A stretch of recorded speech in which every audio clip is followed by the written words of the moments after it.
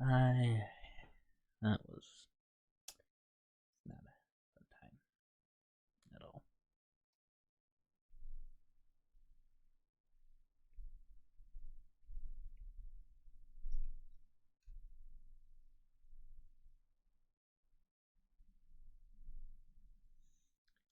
Right. All right. I think we're gonna. I am the judgmental cat, and we are here refreshing my fundamentals of game design, and that is because we really want to go. I want to make a game. The closest thing I've made to a game or done game design in the past uh 2 years. I mean, it's been a long time since I've done anything. I have a game design degree. I also have a computer science degree. Currently for work, I use my computer science degree mostly. I'm a software engineer, but I would like to get back into game designing. And since I have the skills for programming, I can easily work with like programmer art, and we'll get into what programmer art is later when we're discussing who and what can make a game. But I want to refresh the fundamentals of what makes up a game. So we're going to use Photoshop here and do some writing. I kind of want it to be like this is like school, and this is this is my notebook. This is my notebook of ideas. This is what I'm going for. So I guess so. Let's do that. Like what is a game?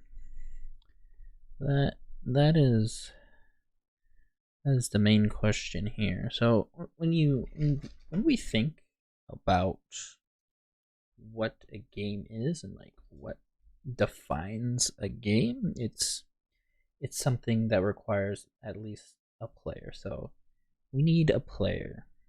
We need a player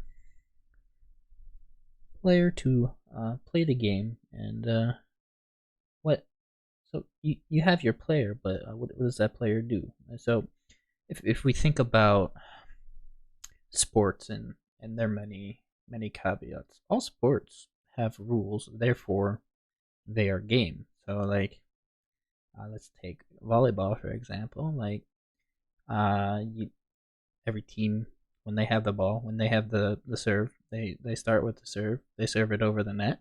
The other team, they have 3 hits to get the ball back over the net and score the point. And how do you score the point? Well, the ball hits the floor. Whose point depends on where the ball lands. If the ball lands in the court, it's the team that hit it onto the other side's net point. If they hit it out of bounds, then it's the team who's on the side where the other team is supposed to be scoring. It's their point. So it's just, we need rules. We need a set, a defined set of rules. We need my English is coming back to haunt me with my skipping of words. We need a set of rules to define what is the game. And then of course there's the final part that makes up the game. So the final part that makes up the game is that we need a victory condition. Now, in the case of the example we used earlier, the volleyball example is that you need to uh, score to 25 points to win the game. Now, depending on like what level of volleyball you're playing, like if we take a look at professional volleyball or like collegiate volleyball, they tend to play a best of 3, which sometimes can go to 5 sets. So you have, in order to win those, you have your first victory condition, which is okay, you can win a set by getting 25 first, but you also need to win 3 more of those sets to truly win the entire thing. So we also need a victory condition as such. So that puts us with a game in its simplest form, I would believe. That is as simple as you could break down a game into its forms.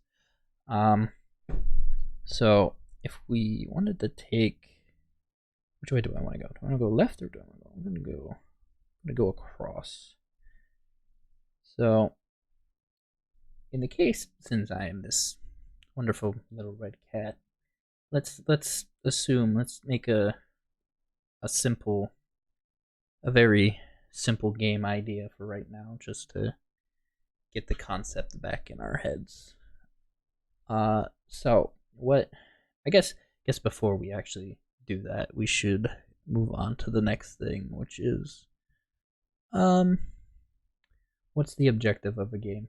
I guess this is a good idea of way to segue into that. So, what is our objective? Well, the objective is what you want your player to do in the game, or I guess the story of the game. What is the end goal here? Which I guess you could think that's also like the victory condition. So we'll take the example of, like, okay, let's pretend we are a cat. A cat patrols. How the heck do you spell patrol? Oh no, I need an R here. Wow, really shows how much writing I do in the real world outside of this body. So a cat patrols a house to keep it free of mice, mouse, rats, whatever you want there. Free of mice.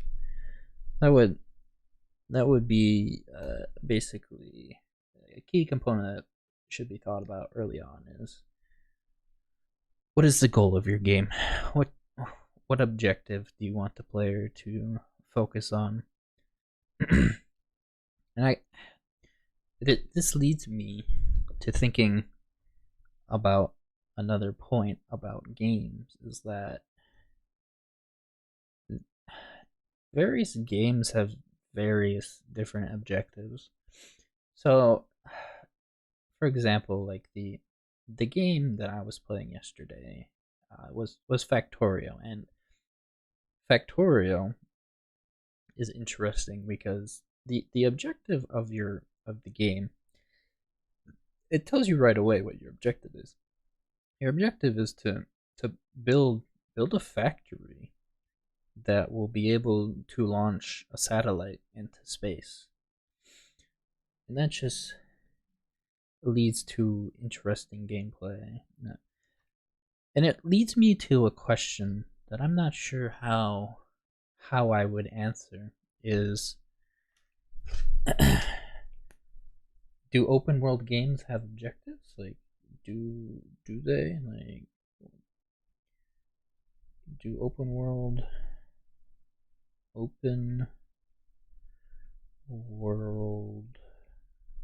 type games have objectives?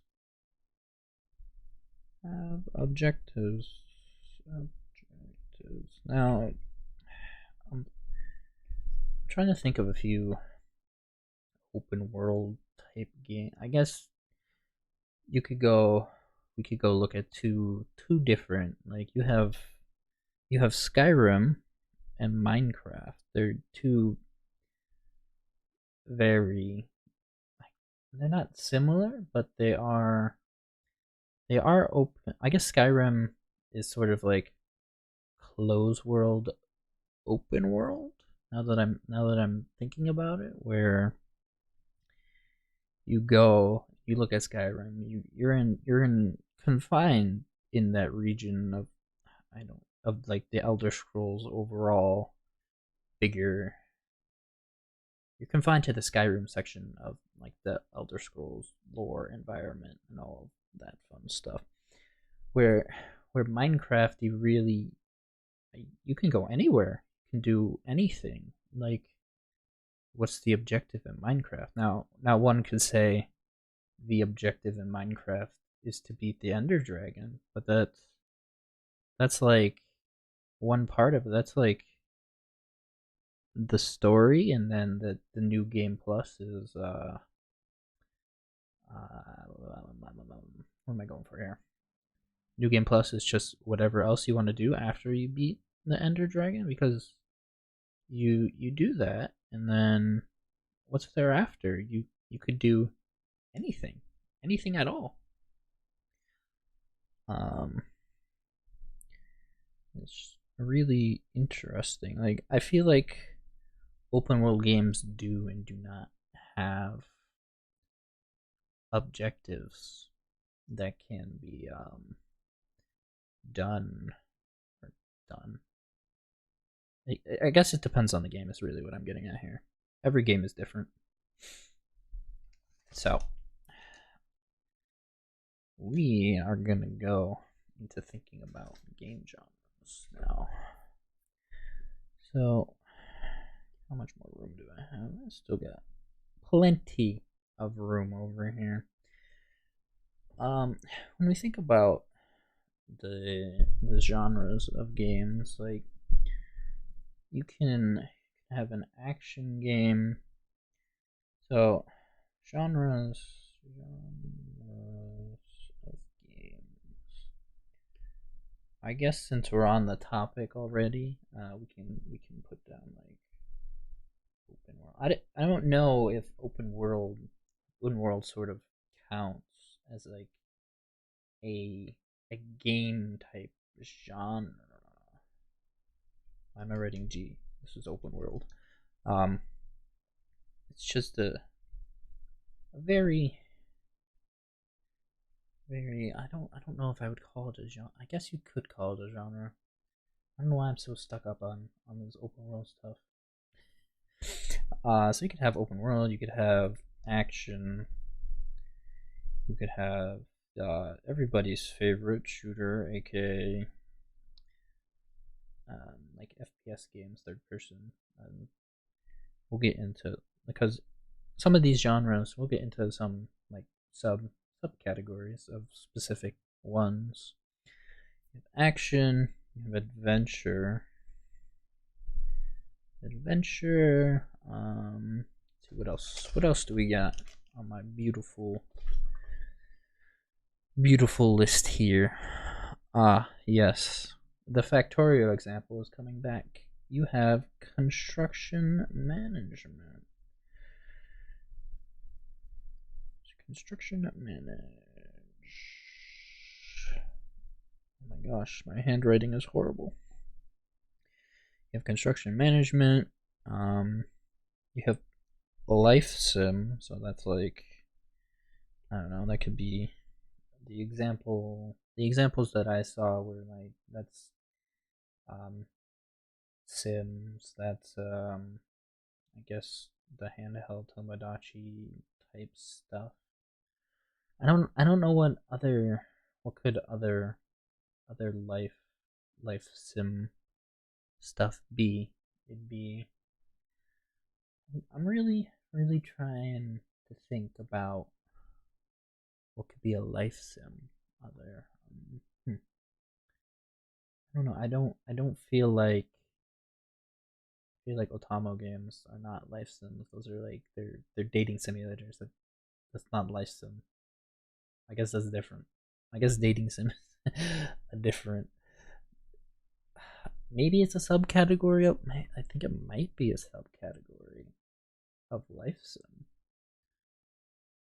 Maybe that's what it is. It's a subcategory of life. I'm gonna go with that. It's a subcategory of life sim. Is dating sim, because it's part of life. It's the love life part of life. where you try and court someone. I don't I don't know. I have music rhythm games, so when I think music rhythm game, my thought goes to like Rock Band and Guitar Hero. Those were the music and rhythm games I played we were when I was a wee kitten. That's what we're going for. Party games are your, I guess, like Jack in the Box Party, or those type of games where you have many multiple players. There is some sort of, either there's a,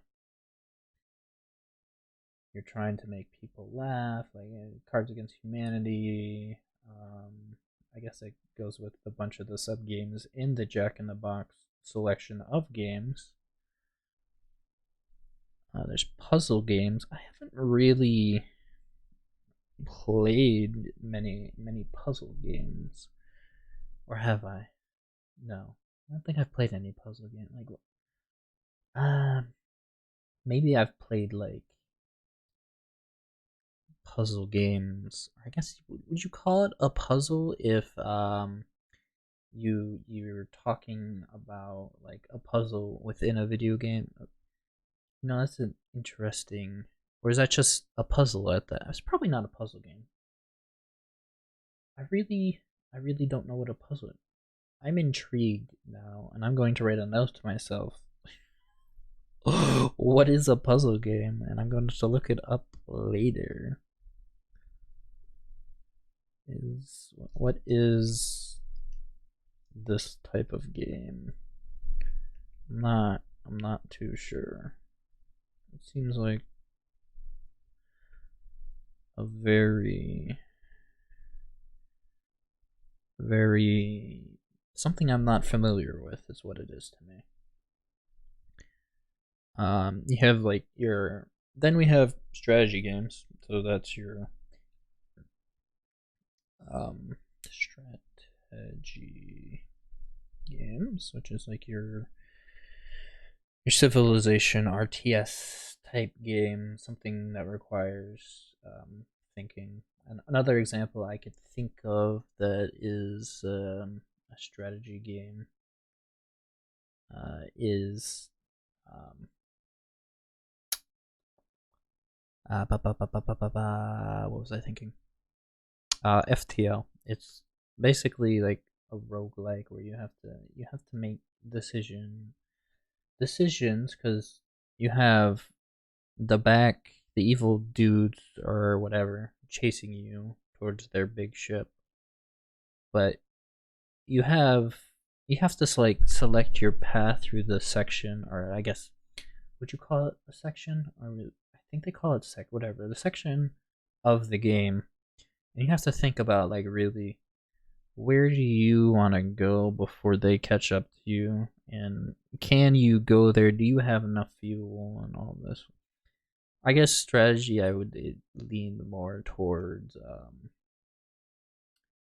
what do you call it, more towards the RTS, where you're thinking about resources, you're thinking about what to do next, you're thinking about trade deals, who's my enemy, who's my friend.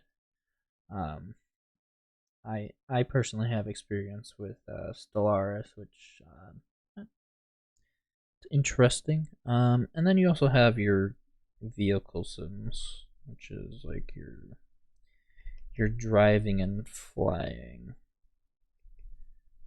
So this could be split into two. This is like driving and flying. You could also, like, I think the example that I'm thinking of right now is you combine these two, and then you have War Thunder, which is your like World War II stuff. Really. So like, if we take, so this category here can be the shooter category, as we know, can be split up into your FPS, your TPS, Then I think there was another one that I don't know what else you could split a shooter up into. Maybe like a platform shooter. I don't even know if that would be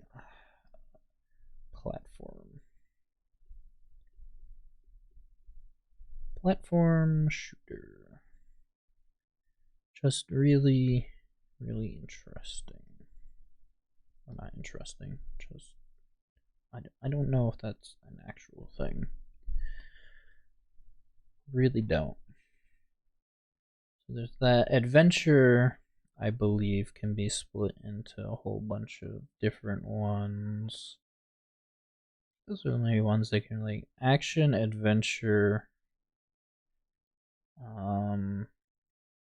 I think are really, maybe strategy too could also be split into subgenre. Now these are like genres of game.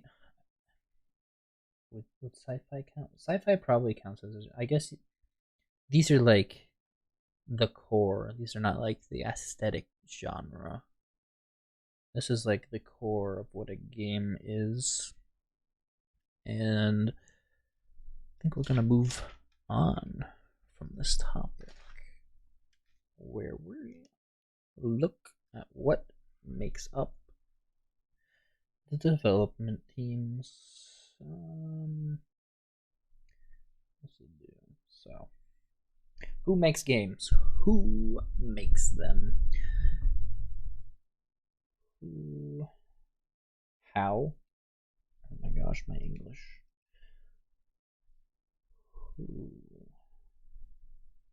Who makes games?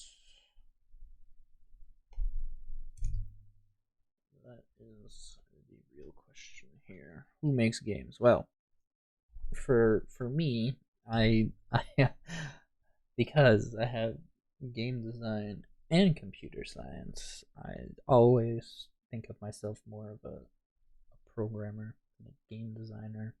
Just also I have more practice programming, and programming is what I like to do. But it doesn't mean you can't make games as a programmer.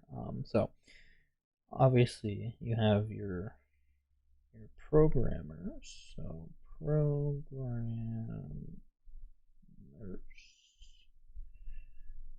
We have, these are the guys that do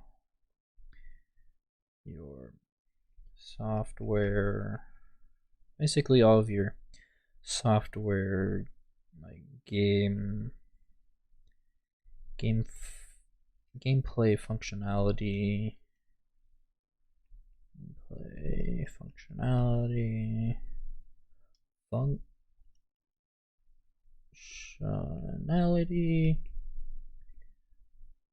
the AI, game software, gameplay functionality, AI, UI functionality. They're not the ones who do the art for it, but they are the ones who implement the overall functionality of the UI. So that sums up the programmers. Early on, I think in the game, like, if you're a programmer, you can make a game pretty far. It's just you have to use what is known as programmer art. Like, you could, honestly, this is just my personal opinion, is that you can make a game that's just a programmer. It's just, it won't visually look good. You may not have a great story, but you will most likely have all of the functionality you need for a game. It's just, it won't look good. That's where everything comes in. So that leads me to the next thing, which is artists. Artists are the programmers' friends. They make your game look appealing. They, I guess, yeah, make game look appealing. They make the game look pretty. They make it look awesome and fun to play. They also do, also they can be used in the initial stages of making a game. They can do concept art, like make a game look pretty. Hold on, I need to like my bullet points for all of these. Just making a list of what everybody can do. Artist, programmer, artist. Make game look pretty. Wow. Make game look pretty. That is something there. That is some third grade level of writing. But you can have concept art, which is like your initial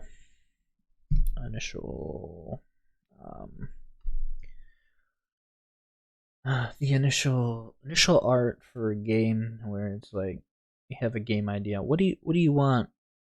The artist can take your words and turn it into an image, and I guess they would take a prompt of let's say like sci-fi world completely covered in jungle planet, and then they'd come up with an artwork that would look like a jungle covering some sort of sci-fi city. What I'm thinking in my head and what I'm visualizing is like an overgrown planet. That is what my head is visualizing when I read that prompt. So maybe the artist goes and makes that for you, and you're like, okay, this is how I want like a section of the game to look, or a planet in the game to look, depending on whatever kind of game you're making. What else could they? I don't know if, based on my list here, I would say you could also. I guess you'd say the. Oh, actually, yeah, I am right in saying this. There could be UI artists. I guess typically, if you're a UI artist, you're probably also doing visual or FX stuff. As UI FX is, they're typically paired together. So that's what that is.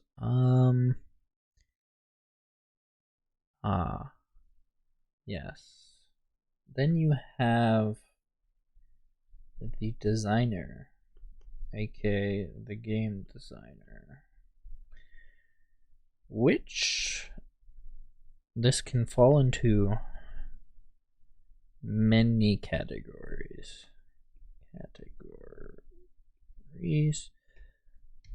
And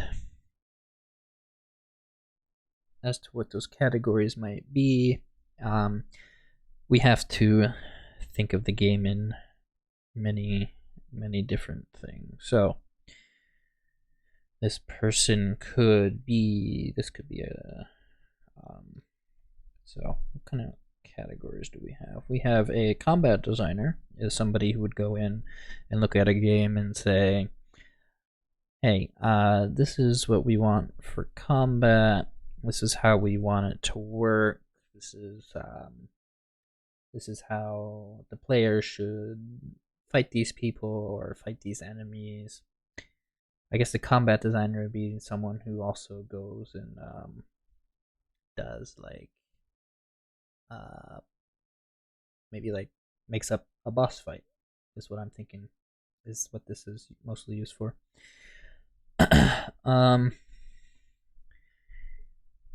There could be, what else could there be? I'm trying to think, as if I put myself into a designer shoe. Oh, I'm going to consult something right now because I can't remember what exactly a designer. Oh, no. Let's see.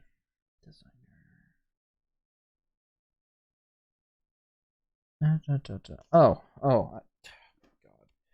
I can't believe I'm that dumb. What makes up most games? If you're thinking about like a chronological thing is level designer. Now, this could be if you are you're in a story and you have a level. A level. Of course, you have a level. What are you talking about, you silly cat?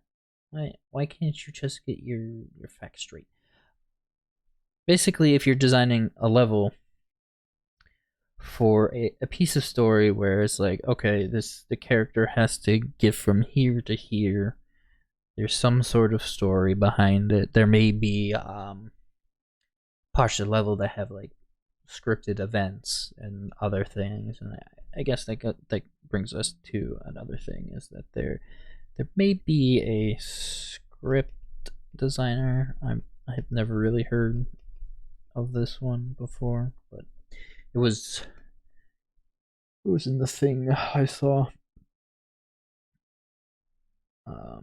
I guess scripters kind of falls like what I've noticed a lot is that if you're a programmer, you're probably also a script designer essentially. And you have your. Do we have any other stuff? No, not really. Or I guess you have that, but you also have your. So you have the combat designer who's like designing combat, and then you also have your system designer, which is the person who will go and look at what gameplay elements can be added, what new gameplay features that the player can use can be added. They'll probably be like, okay, they'll think of something and they'll be like, oh, I have this idea for either like a power up or like a combat fight for somebody. So that probably like the combat designer and the these two right here probably work together a lot because it's just they overlap in some areas.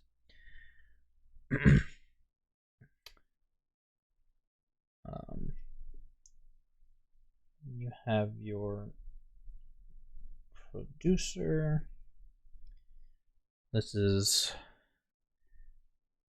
the person that is going to lead. I believe they are the person that is going to lead the team. Thinking. I think that's what they do. Yeah, they're essentially they do a bunch of the background work that other people like whatever budgeting, all that fun money nonsensical stuff. Or I guess not. It's not nonsensical. It is sensical. Money is a very sensical thing. You take it, you buy, and you sell. But like this is essentially a manager, or like one of the levels of manager. They're probably like maybe one of the lower tiers of manager. They're like the main person that's directing the team is what I'm gonna go for. And it's like if you have a team, they're directing it. You have your testers who are obviously your quality assurance.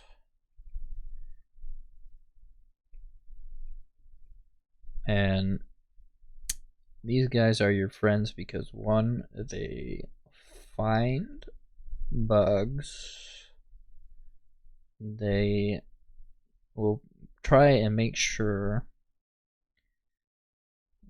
the game is fun. They probably will also make sure the game is beatable. You don't want an unbeatable game. That would be so make sure the game is beatable. Game can be beaten.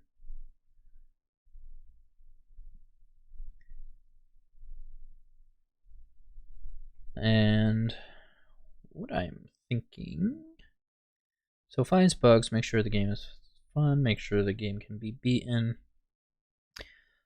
I think that's really, I'm not sure, do they do anything else? They may, I guess that goes in there, they may make like testing procedures to test the game, like, so that way, like, okay, if you have like one build and then another build comes out, you wanna make sure the thing that was broken is not repeatable in what said fixed it is what I'm going for here.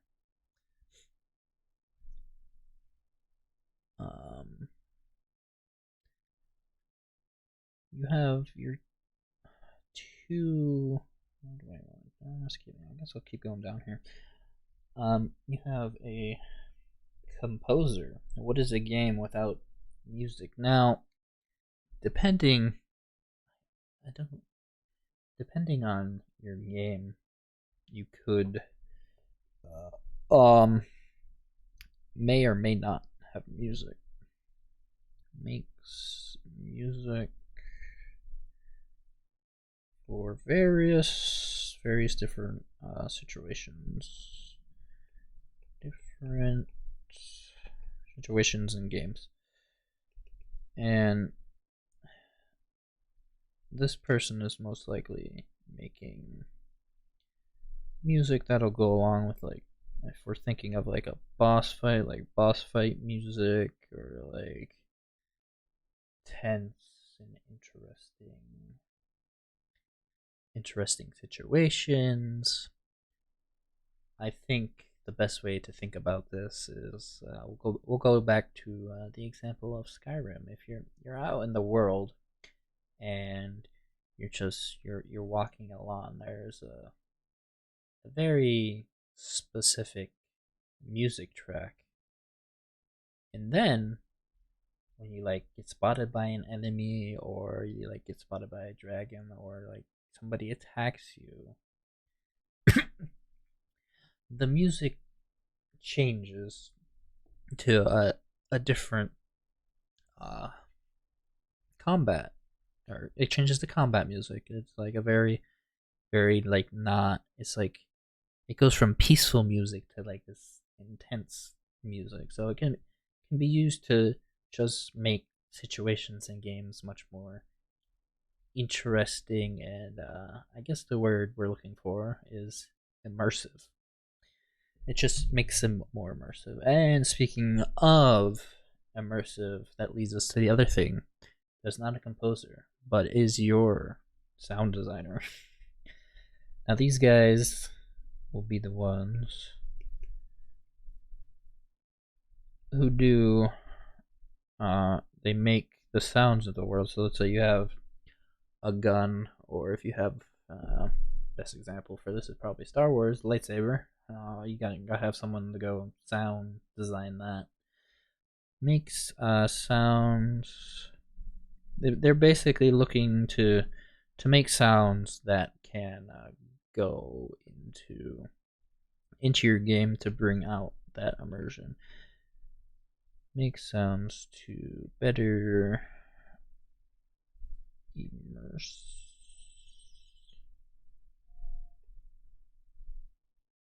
the gamer. And there is some squeaking going on somewhere. Where is it? Is it a mouse, or is it a chair? I'm intrigued. My ears have been. Back to game design. You have your writer, which is the person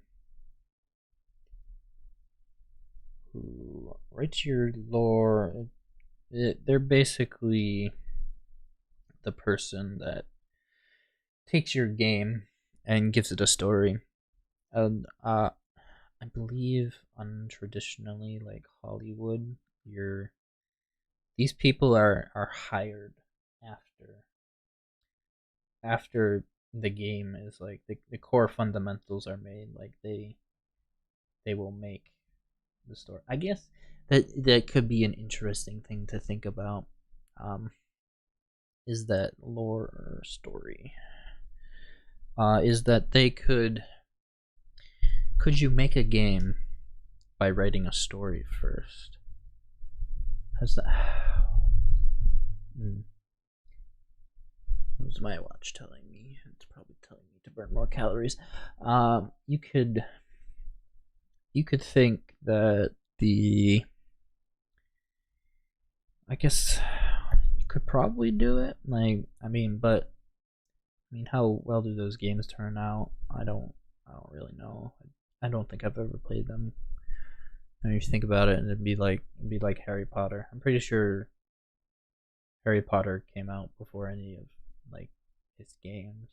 Like, obviously there's some sort of story you have to follow, and I think why it's hard to design a story around a game is or no, design a game from a story is that the story has very specific things that need to happen already. Where if you have your game fundamentals and everything already down, and like the gray box version, which is just like your no art assets or anything, you could easily like turn the art, turn all of like the voice. Wait, oh, that's actually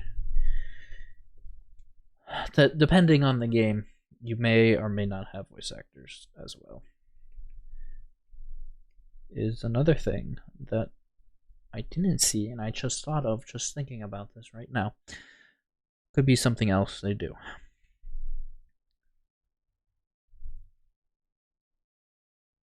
Now, how much room do I have here?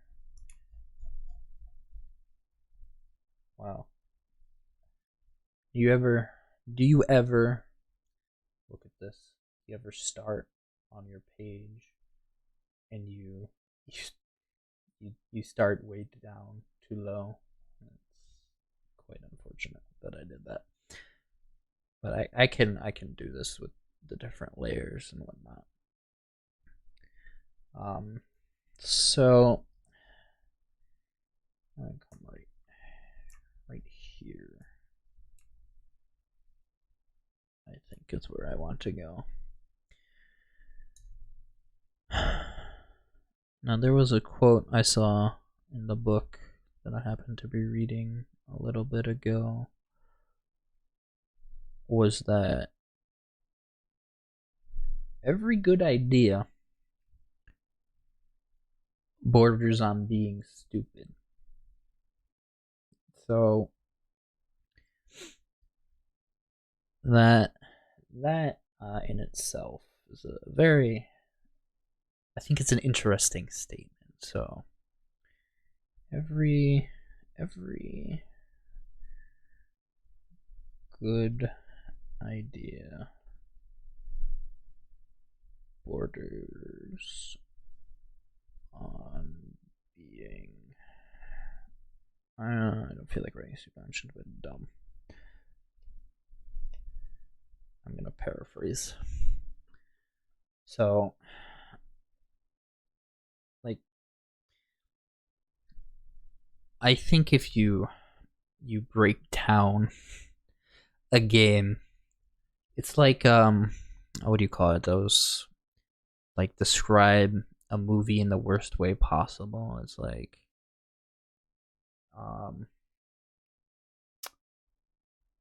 that I think the best example I saw was, or the example I'm thinking of right now, is specifically for like Mario games, like a platformer Mario, is Plumber goes and jumps on mushrooms to save his girlfriend from a castle. like that, like when you word a game in its simplest form, like what we did earlier, which was cat patrols house to keep it free of mice.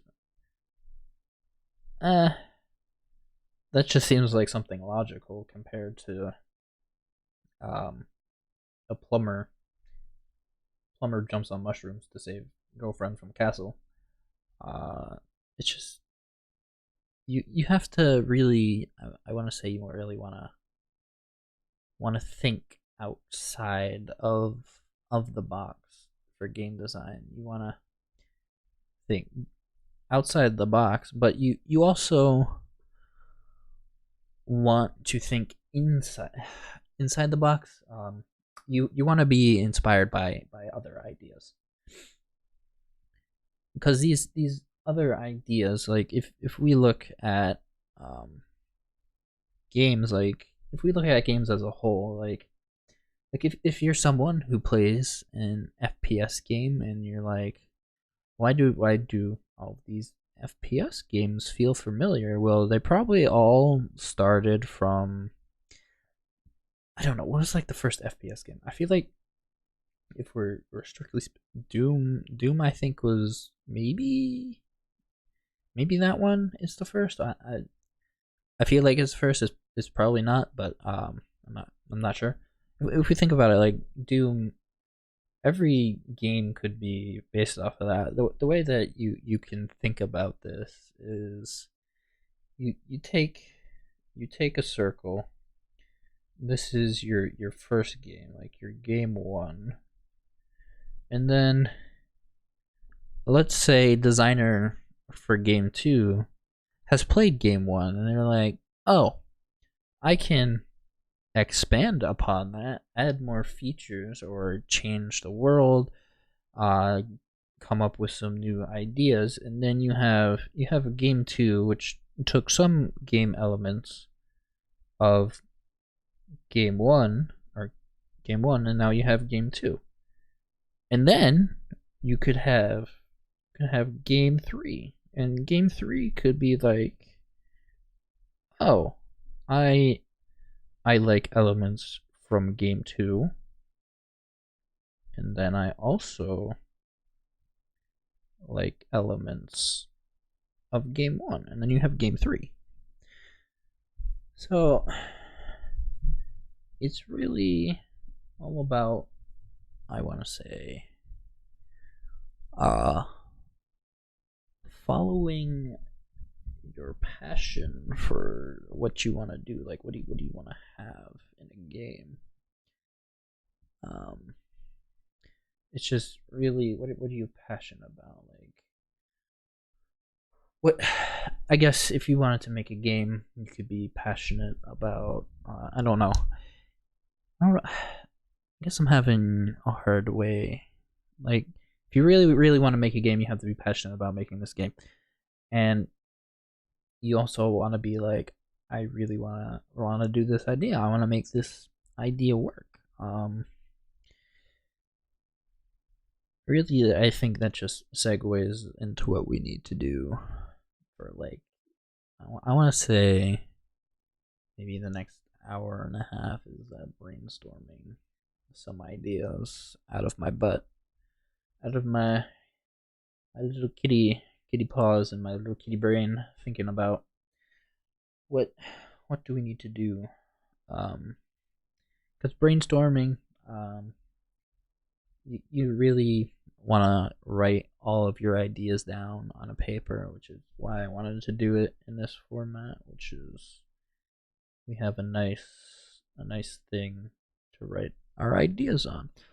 So I think what I'm going to do right now is we are going to lock this layer and go to another layer and hide this layer. So it's like I have a new piece of paper. We're going to erase this because we don't need it anymore. This is probably why I started where I did, was because I zoomed in on this specific part, and we can go up to this corner and start brainstorming some ideas. Now, I've sort of I did some thinking last night of what I might have wanted. So this is our brainstorming. I also wanted to do it this way, so that way, like, okay, I have this, and then if I have a game idea, I can go and turn that into like a Word document. I feel very comfortable writing. Just we are let's draw a light bulb so we can get our creative juices flowing.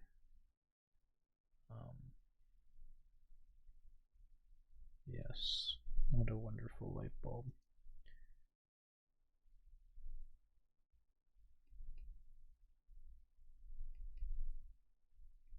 It's glowing. That's just what we know it to be. It's actually a pretty decent drawing of light bulb. Right. Brainstorming. So what I'm thinking is, so I was thinking, I think we want to start with a genre of a game. So like, or multiple genres of games. Now, what I'm thinking is, we didn't talk about this particular. What I'm thinking is, I'm thinking a card game of sorts, combined with like card game combined with D&D ish feature. D&D features. I wouldn't say it wouldn't be like D&D features as in, this would be like, okay, maybe like the AC, the magic,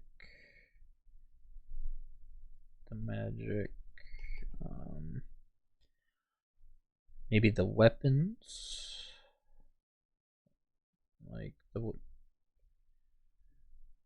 thinking I would want to have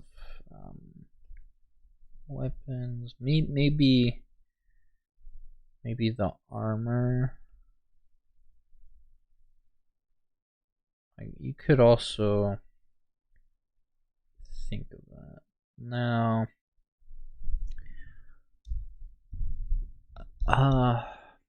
this is why this is hard. You have to really write your ideas down, and it's just very, very interesting. So card game D&D features, so we'd be like, this is AC, this is armor.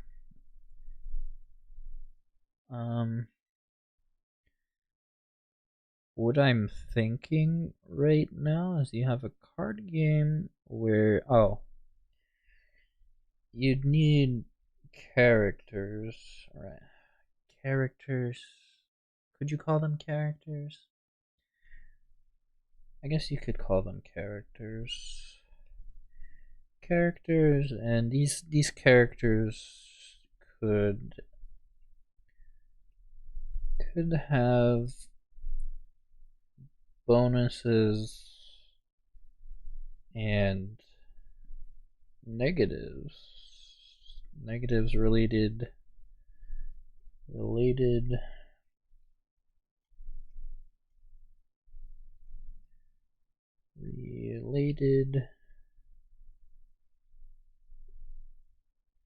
to the D&D related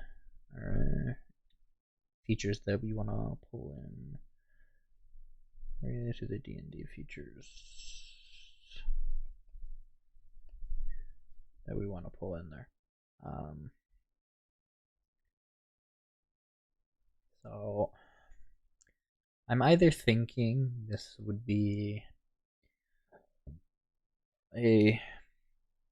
a 1-player or 2-player game. So that's the other thing you should think about is the amount of players that you want to have in your game. So you can have 1 or 2. I'm thinking, could I make this into like a 4-player game? Like, how many? The question you want to, how many players do I want? How many players? I want to write this down as a question and then have a 1, 2, 3, or 4. This is what I'm thinking. Like I'm thinking of a 1 or 2 or 3 or 4-player game. Although I feel like I wouldn't. I'm already feeling. Could you play this? Would I want? Would I want some sort of like? I mean, card game. Do I want to have like a standard? Do I want to pull in? Do I want to pull in the standard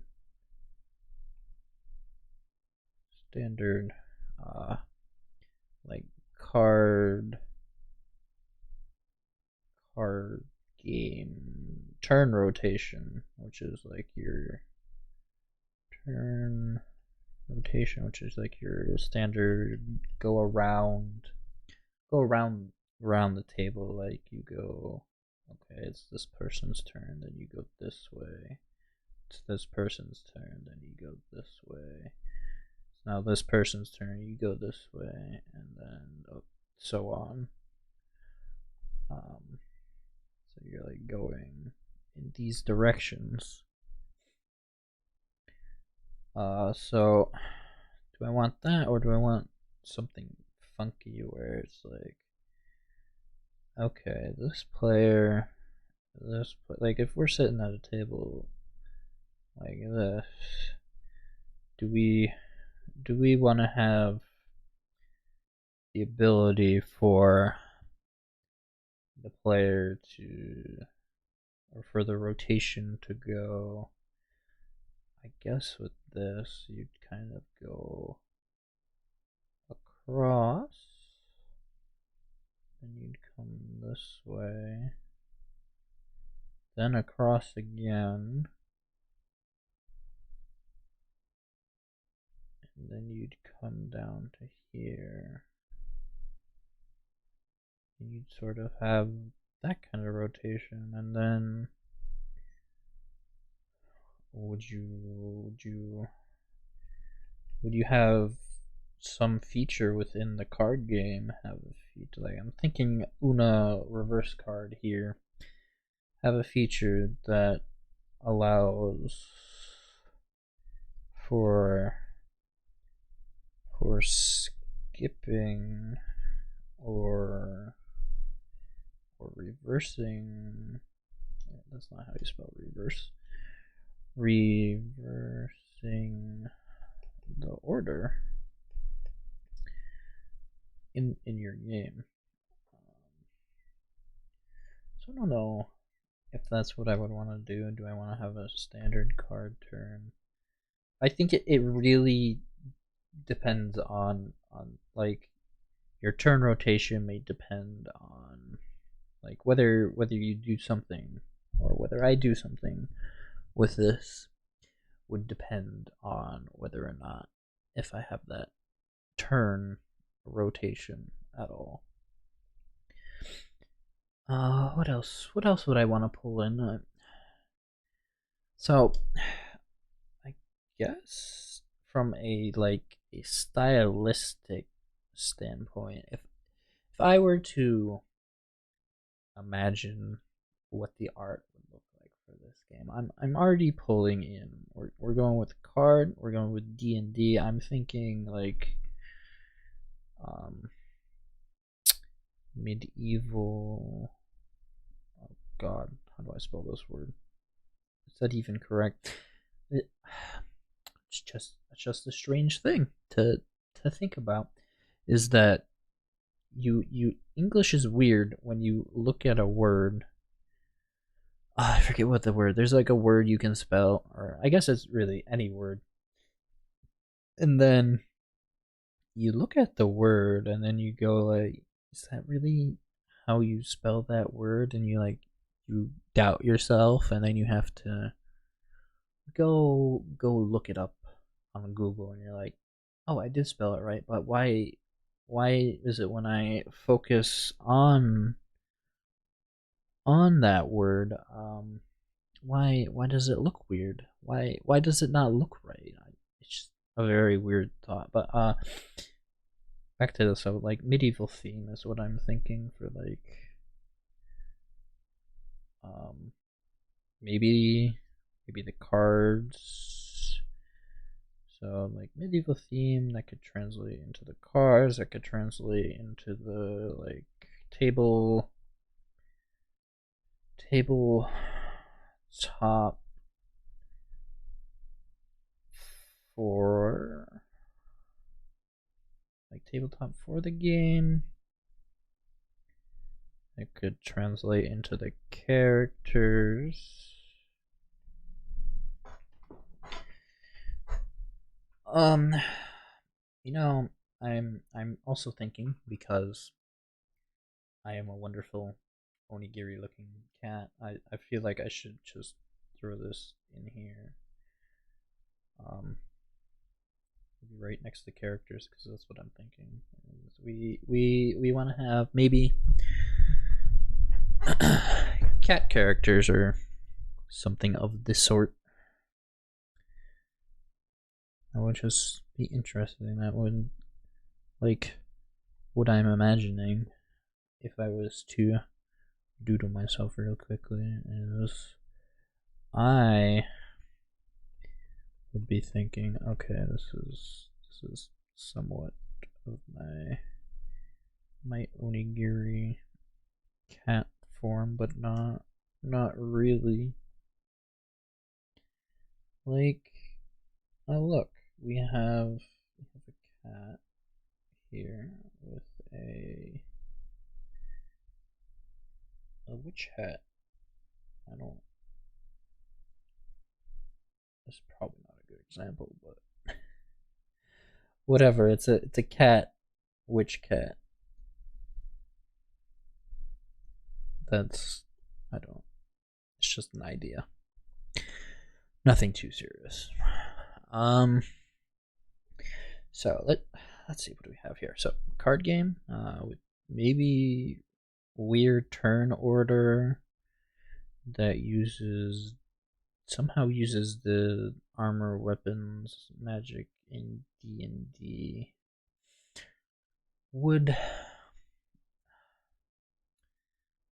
So if we think about this, so when I think about a card game, I think about for this many players, it'd be, what am I drawing? So for like these, when you think card game, I think players would fight each other, or like would play against each other. Whereas when I am thinking of this, I am thinking of like obviously if you're this it's a one player game, you have to have AI doing something. But I'm also thinking maybe you have some sort of story, you have some sort of, based on the features, maybe you have some sort of roguelike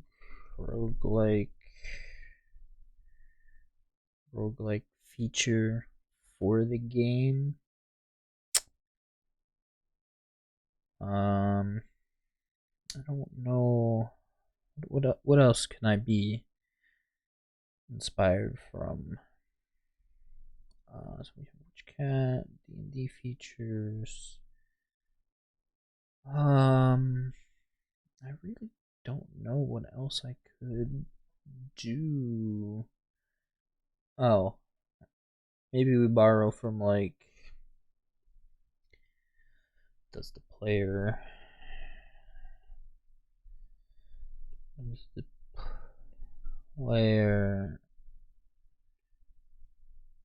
player have life point? I feel like I'm forgetting the most important. Actually, it's weird because I feel like I'm not following what I discussed about like at the very beginning of the stream, which is that your game should have an objective. But I don't have an objective right now because I'm trying to brainstorm. Maybe the objective comes after you've brainstormed ideas. Maybe that is when we have truly lived a life, a life. Truly can say, okay, we have our brainstorm. What is the overall objective of the game? What do we want the player to accomplish here? I don't know. So does the player have life points? I'm kind of borrowing that from Yu-Gi-Oh. Like you'd have the dueling monster, whatever. So does the player have life points?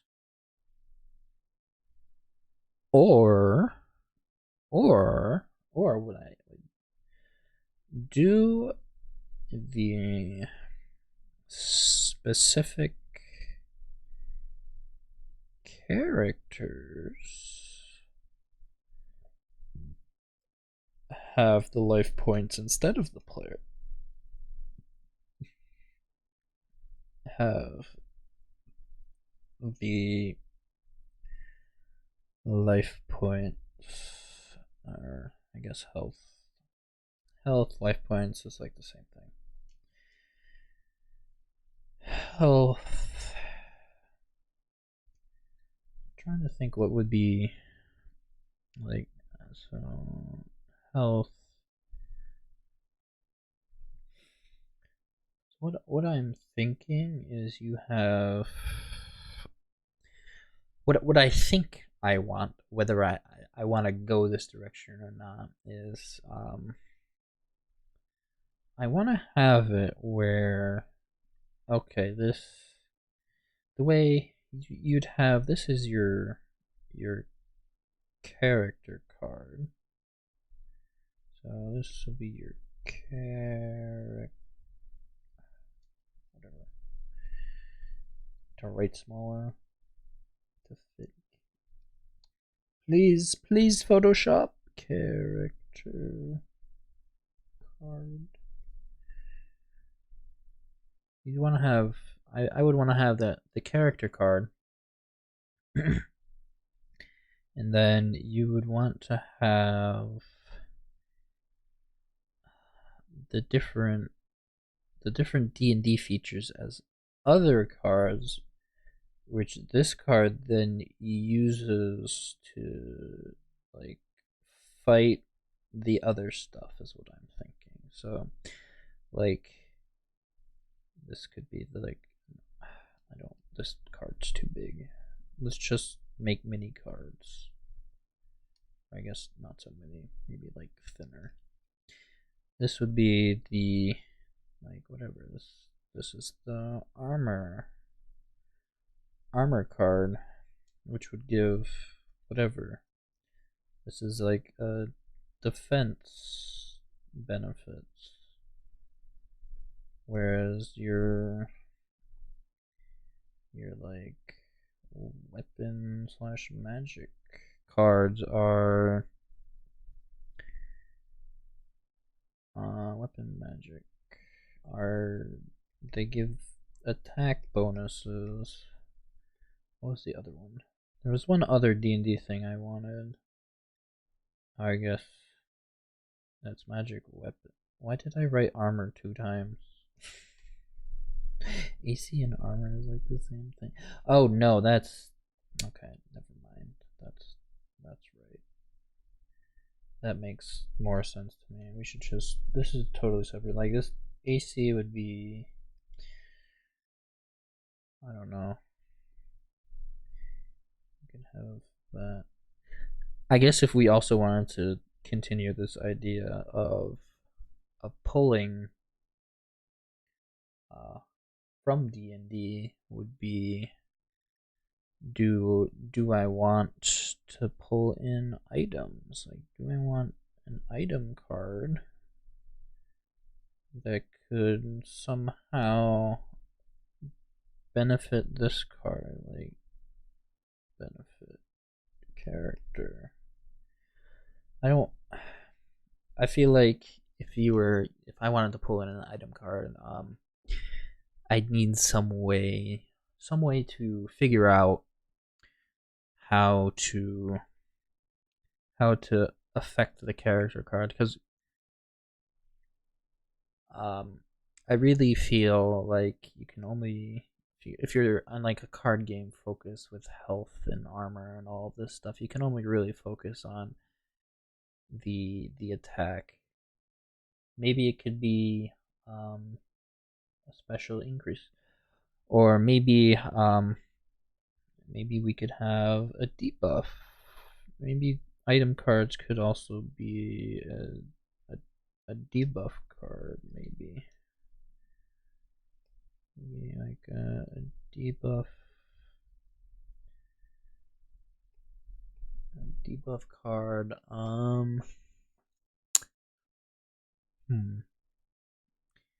Maybe that could work. I don't know how it would work, but just throwing ideas out here. Really trying to figure out what exactly I want. We have. Let's just go over what we have so far. So, card game, possibly with either standard rotation turn if you have multiple players, or a weird rotation if you have multiple players, or you have some sort of roguelike story. Roguelike story where, I don't know, maybe you're traveling somewhere, you're trying to defeat something. I don't know what you would be trying to defeat. If we were going with the cat theme, which I may or may not do, I would think you'd want. What is the enemy of a cat? Like, if I go this route, what? So I want to pursue maybe some strange themes here, which would be, so if I was to go with the single player story route ideas, I would be thinking we'd want some sort of antagonist of the characters that the player would own. Of the characters that the player would own.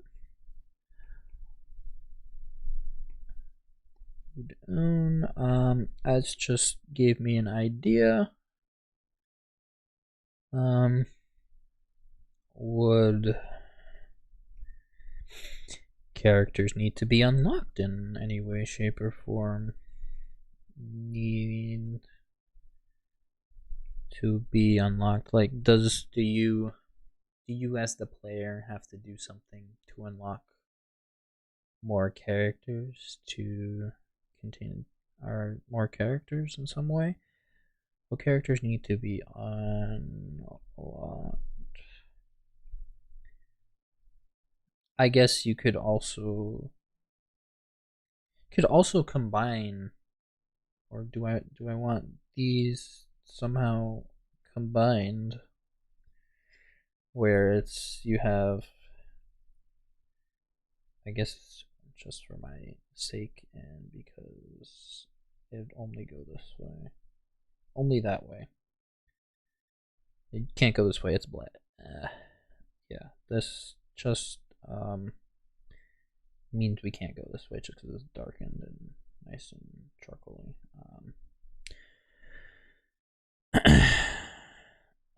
So like, would you use the story to unlock single player idea? Maybe you would need to progress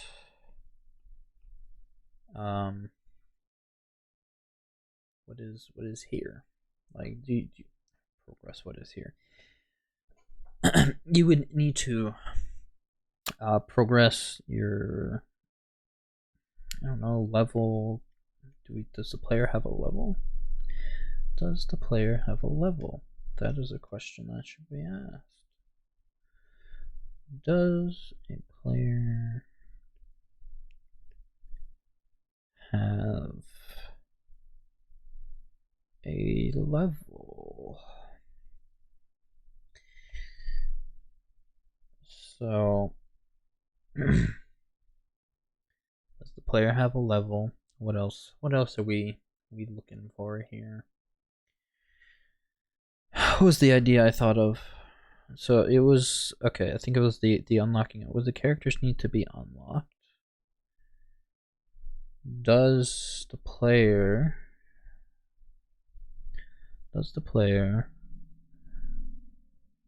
require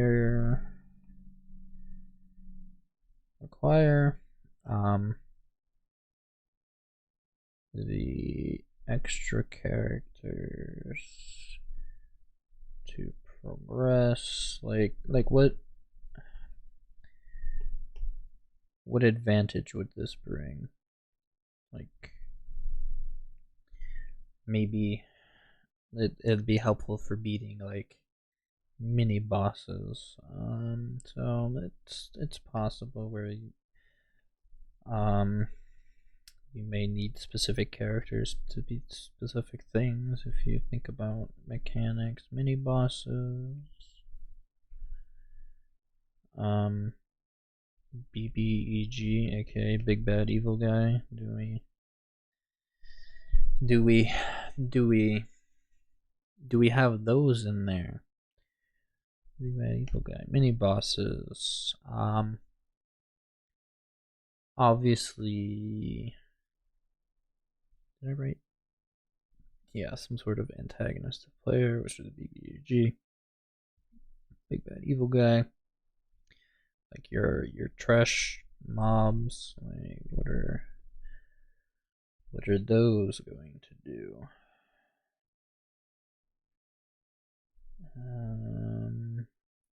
I have life points, special health. Characters have health. Like I feel like if I went with the character specific stuff, it'd be you definitely wanna have what was I going for? So the characters have specific health. You definitely want to have, I want to say, a way for the player to progress or have better characters. But then that also leads me to another idea, which I believe would be pulling from something like Darkest Dungeons, which is what happens when the character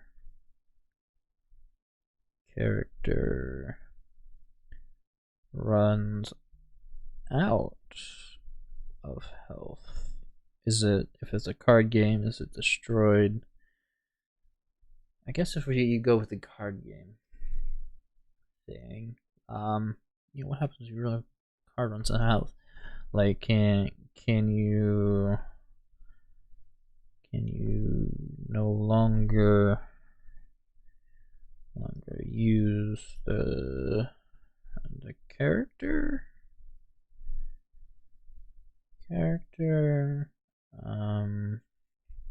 What are the other things that could be that we could do with health here? I guess it just destroys the card. It just gets discarded. Discarded. You can't use it anymore.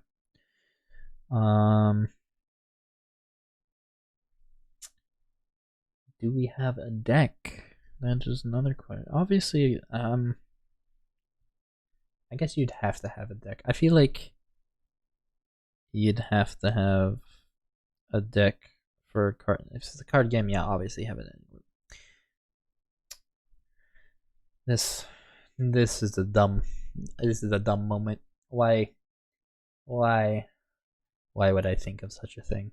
Of course, a card game would need a deck. It's a card game. Like, a deck is essentially what is a card game. It's just a bunch of cards on top of each other.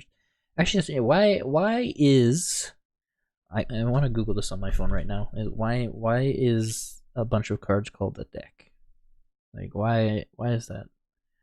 Why are a bunch of cards called a deck? That is a real question we're going for here. A deck. I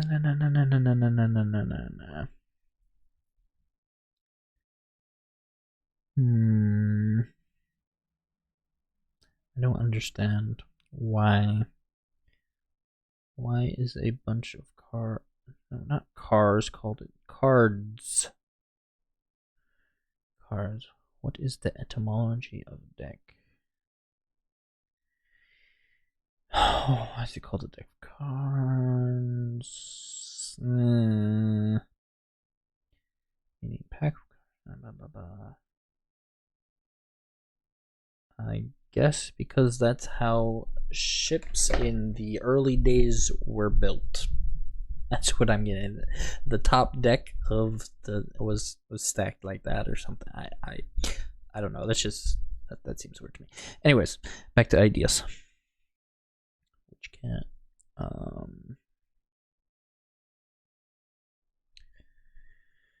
What else can we? How much more room do we have here? I have quite a few. I feel like the space down here could use some ideas. Like, before I end, I want to have at least one page of ideas for this. So characters need to be unlocked is a question that needs to be answered. What else? I guess if you could, this could go to your other cards. The idea of do the other cards need to be unlocked at all for any purpose or just for progression purposes? So this could be items or just other. I guess we just call them other cards at this point because I'm not really sure what I would have and what I would not have. Other cards, do they need to be unlocked. Yes, no, maybe so. I don't know. So life points. What else? What else? What else? What else? What else? Could we mix in another theme? Like, what happens if we mix? Could we mix more genre categories?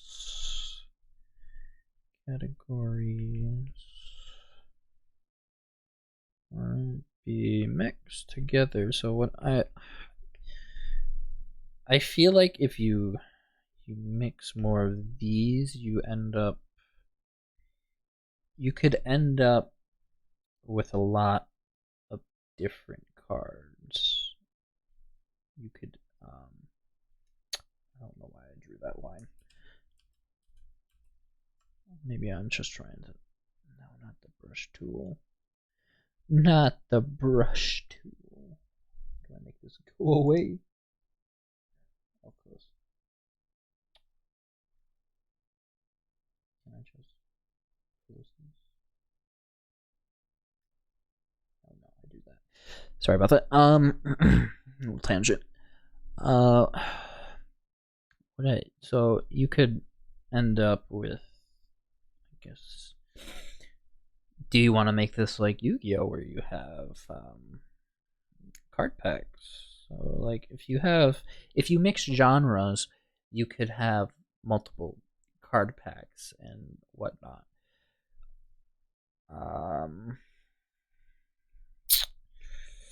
What else? What else? What else? What else? What else could you do? Really, like, so the mixed genres, this could lead to card packs that have different things and would have different effects. So here, life points, health. What happens when we run out of health? Discarded. I'm really struggling for ideas right now. And I really want more ideas to think about. So I guess that's one type of game I could do. I don't know if I want to start another idea page and try brainstorming for a different type of game. So I have, maybe this is not the game I want to make, although I feel like this is the game I want to make right now. I don't know if I have more ideas for this or not. The standard card turn.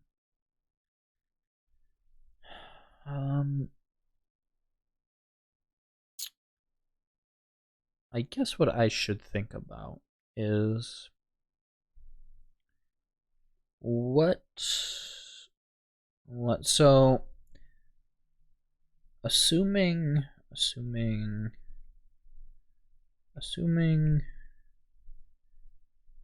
a player has a set amount, what I'm thinking is that if a player has a set amount of character cards they can have, character cards they can have. So like what I'm thinking is that if you'd pick, I don't know, how would you, let's say you would get how many character cards should a player get? It's what I'm thinking right now. Like if I'm thinking about this in a game fashion, maybe you have to play this like how many pieces are in chess? How many pieces are there? Because I think it's you have that, you have the rook on the end.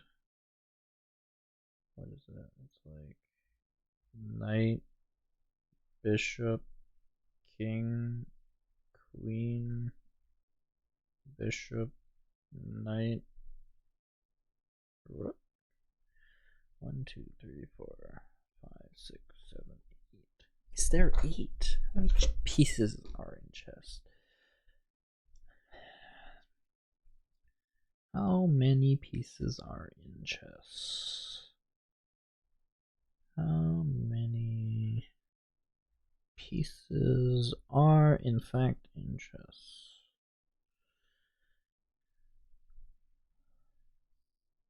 32. So there is 16. Okay, so it was 8. I did do this drawing right. So I don't know, 16 is a lot of characters. What if we did?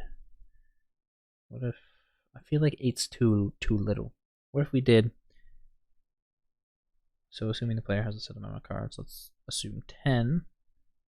And they can only they have to field 5 at a time, or they can field 5 at a time. And can field 5 at a time. I'm trying to think of the PvP. I want to think about a single player game right now because that was gonna maybe we'll think about that in a little bit. Because what I want, so like you'd have at a time you'd have your car field at time, card field 5 at time.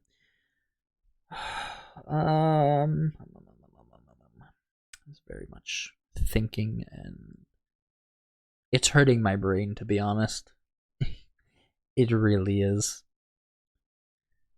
Assuming a player has a set amount of character cards that they can have, let's assume it's 10. So we're just assuming it's 10, and they can field 5 at a time. Would it be what would be the victory code? So would the character cards have their own deck to be in, or so would the like what if you had multiple character cards but you can only draw the top 10 and only use those 10? Like, I don't know, I feel like that would be may screw over the player in deck build. I feel like you wouldn't want that from, like, you'd want to have it so the player can strategize with what they want to do with their cards. Because what I'm thinking is that we want to use the character cards are just it's like the what I'm thinking is that the character cards are the player's health.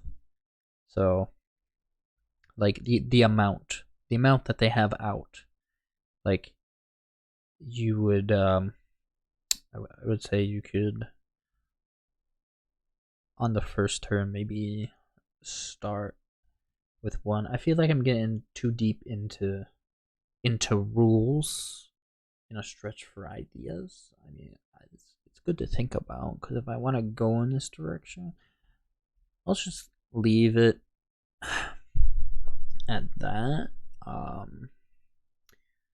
don't know if I want to continue down this rules route right now. I feel like I would want more of a what do you call it?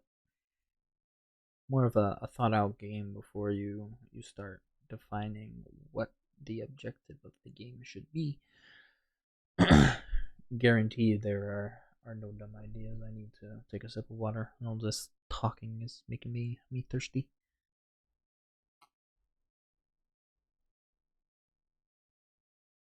Oh no, I have died and come back, and I pushed a button again. Whoopsie.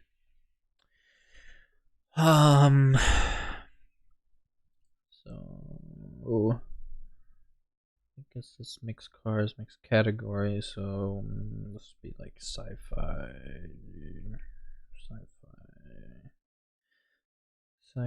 steampunk ish. I guess steampunk kind of falls under fantasy ish. I don't know. Steampunk, military. I just want to think of a few themes. So, like sci-fi, steampunk, military. We have medieval as the main theme I wanted to go for, but we could greatly expand upon that.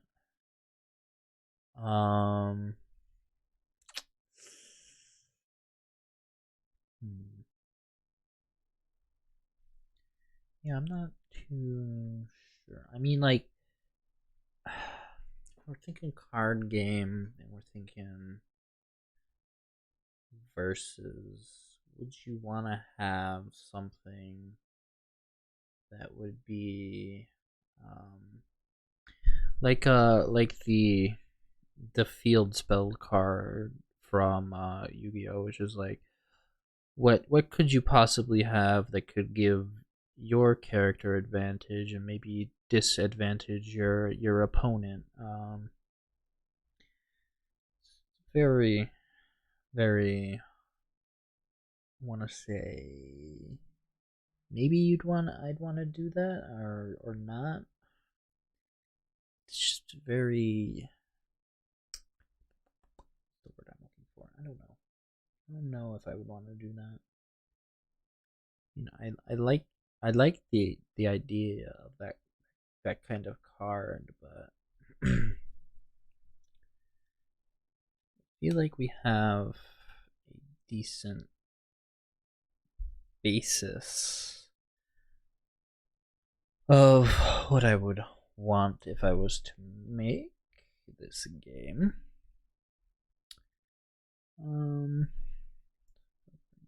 Let's just review. I want to review everything we've written so far right now. Like I feel like I've reviewed maybe like a couple times and some ideas popped in my head, but because I am now running out of ideas that I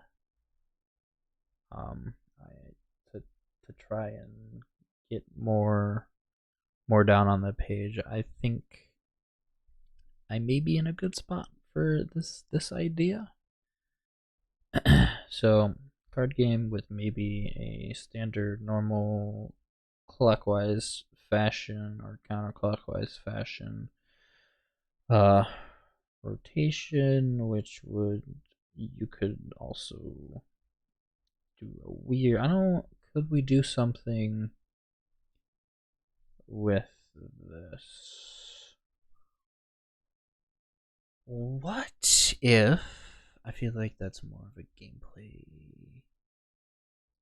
What happened if you have 3?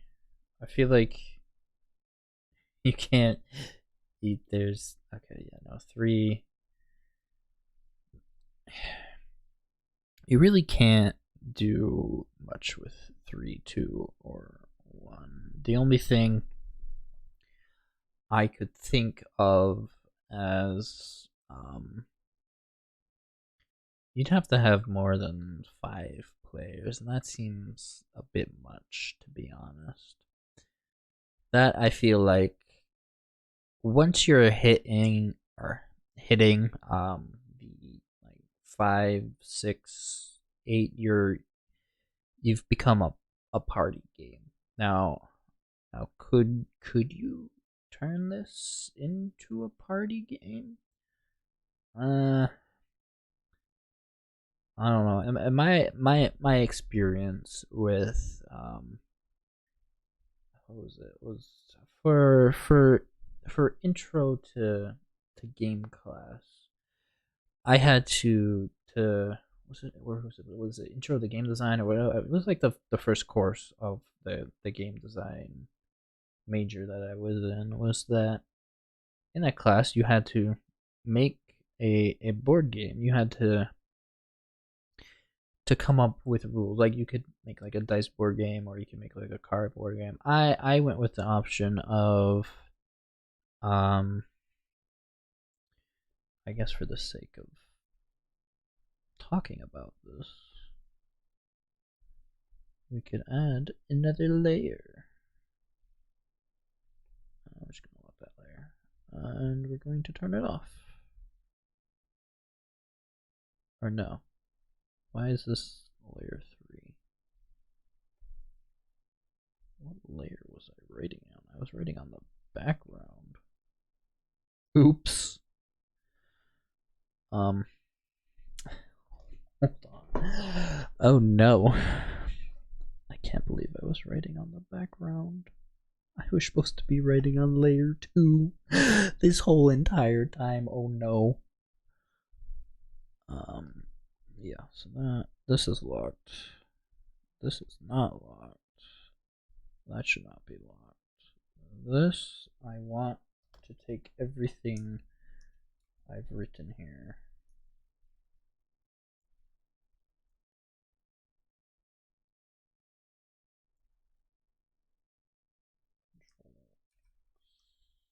And then we're going to plop it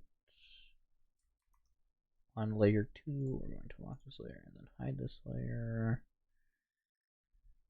Now we're going to click on layer 3. Okay. Sorry about that. I just noticed I was writing on the background. So what I did in this whatever intro to game design. Oh, no, I don't have a brush.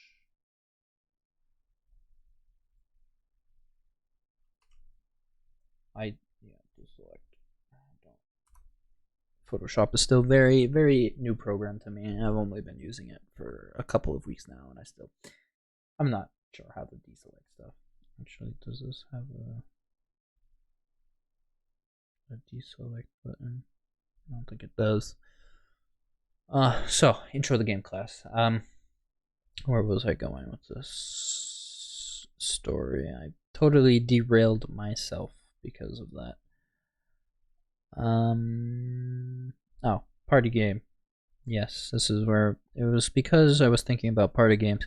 So it's intro to game design class. I made, I don't know, it was a board card game. I think like, I don't know, like a board card game you could think of. Was it Candyland? Is Candyland? I feel like Candyland is in fact a game where you draw cards to move. Although this particular game was like, okay, whatever. It for whatever reason this is not what I wanted. The board game was you took. I drew a volcano. I made like a random swirly path like this, and then had these or whatever your spaces, and it was like you had the one card pile here and one card pile here. This was the move card pile. This was the hinder card pile. And what you could do in this particular board game that I made was you could, okay, on your turn. So the way it worked is, I forget what the rules are. I feel like the rules were, okay, it's your turn. You move. I feel like it was split into 2 phases where, okay, so whatever. The way you start is you draw. So to start, everybody draws a card, and whoever had the highest, everybody draws. Highest goes first. Okay, whatever. Then everybody shuffles their card back. Then, or I think what you do, everybody. I feel like this is what I did. Now that I'm thinking about it, everybody draws their highest card from their draw deck, or not draws their heart. Whoever draws. It was the way it started. Hold on, I'm retconning everything I just said because it didn't. That's not how it was. I remember now. It was everybody draws one card from their move pile. Everybody draws a card from the whatchamacallit pile, the hinder pile. Whatever, too. So what you would do is you would take, because this is like the way I had the hinder pile was these were negative cards and these were like plus move forward. These were move backwards cards. Those were move forward cards. So you would take some of your hinder, or no. I feel like I've made this more confusing for myself just thinking about it. No, it wasn't, because the hinder was to be used against somebody else. So I think what I did was, you don't take the sum of these. You would take the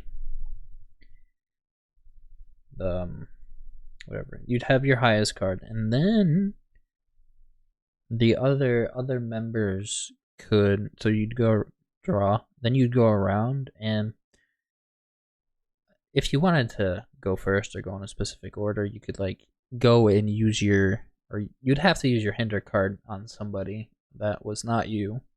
So that would lower their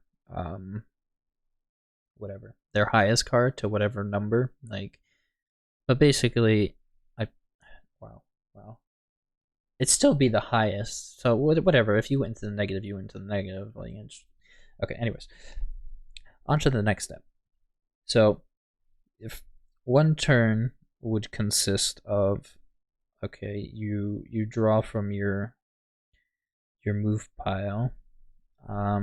You'd also, I don't know how many cards. Maybe it was like you had 5 cards in your hand and you wanted to be strategic about the more that I'm thinking of this game, the more I realize how hard this game was to play, because I remember playtesting this and it was a difficult experience. Wow, just even talking about it and thinking about it more. Why did I think this was a good idea for our first game project? I'm seeing so many things wrong. There's too many rules. It's not simple enough. It's not a simple enough board game, which is probably why it would never sell in a store at all. Wow. Why would I think this? Wow. I'm just amazed. I mean, it was fun making it, but I'm just sitting here astounded that it just has too many rules is what I'm getting at. But I think you would do a move turn with whatever cards you had. You'd set down you'd have like, I don't know, whatever, you'd have 5 cards to choose from. And then you'd set that down after that turn. So you'd move you'd move, and then after you move, the other players were what was it? I feel like I don't know if it was the hinder. Hmm, maybe it was random. Maybe it was the. No, it was random. Now that I'm thinking about it, you didn't have a set of cards. It was like a normal card game where you drew a move card. I think I made it so that the move cards were very high numbers.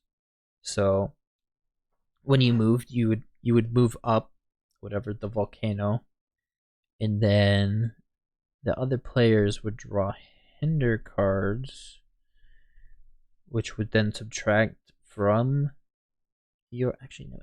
Yeah, I think that's what it was. It was you'd move. The other players would then draw hinders against your move card, and then that would lower the overall value, which may or may not have put you in the negative. Obviously, if you got to the start, you couldn't move past the start. That's just simple, but it was just pure randomness, like Candyland is. I'm pretty sure Candyland is requires you to move to certain spaces or colors or something like that. Where this is you move a set amount of spaces, and then the players that draw hinder cards can then move you backwards.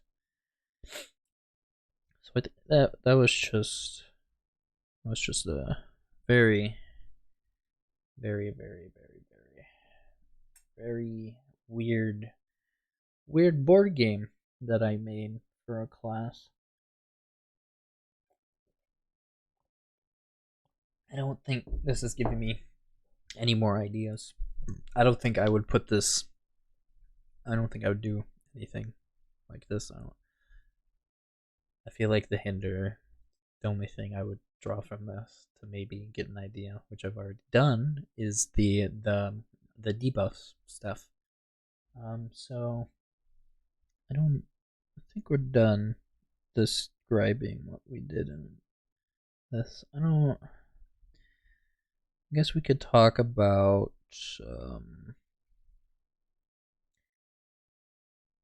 What did I not just? I'm so lost. What's happening? Because I keep adding. Where's my? Oh no, the flare still. Sorry, I'm getting confused. My bad.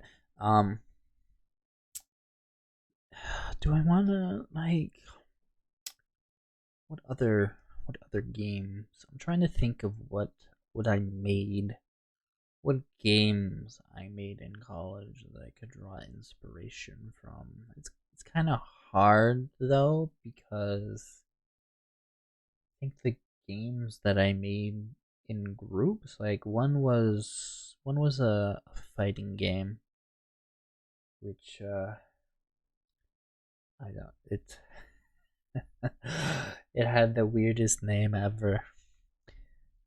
It was called Fists of Fury instead of Fists. I think there was inspiration from Fists of Fury, but it was like it was I don't know, it was like one of the earlier game design classes I took, so it was a fighting game in which like a skunk and an animal, or it was like a skunk and something else fought each other on. I don't. It was a very intro to game, very very intro to game design project that I was one of the programmers for. Although, uh, I feel like I did very little on on that particular project. Like I did a few things, but I didn't do anything um major at all. On that. I did more. There was one I did. It was a serious game, um, which I guess we can talk about what serious game, because when we think of a game, we think of something something fun or something that can be entertaining to us, or keep our time occupied, or have fun with friends. I did take a serious. It was called serious games, is what the class was called, and essentially what it was I want to scroll in for this so I can write, since I like where I'm going with this. Like serious games are games which tackle like uh real world problems. Like these are like they tackle tackle.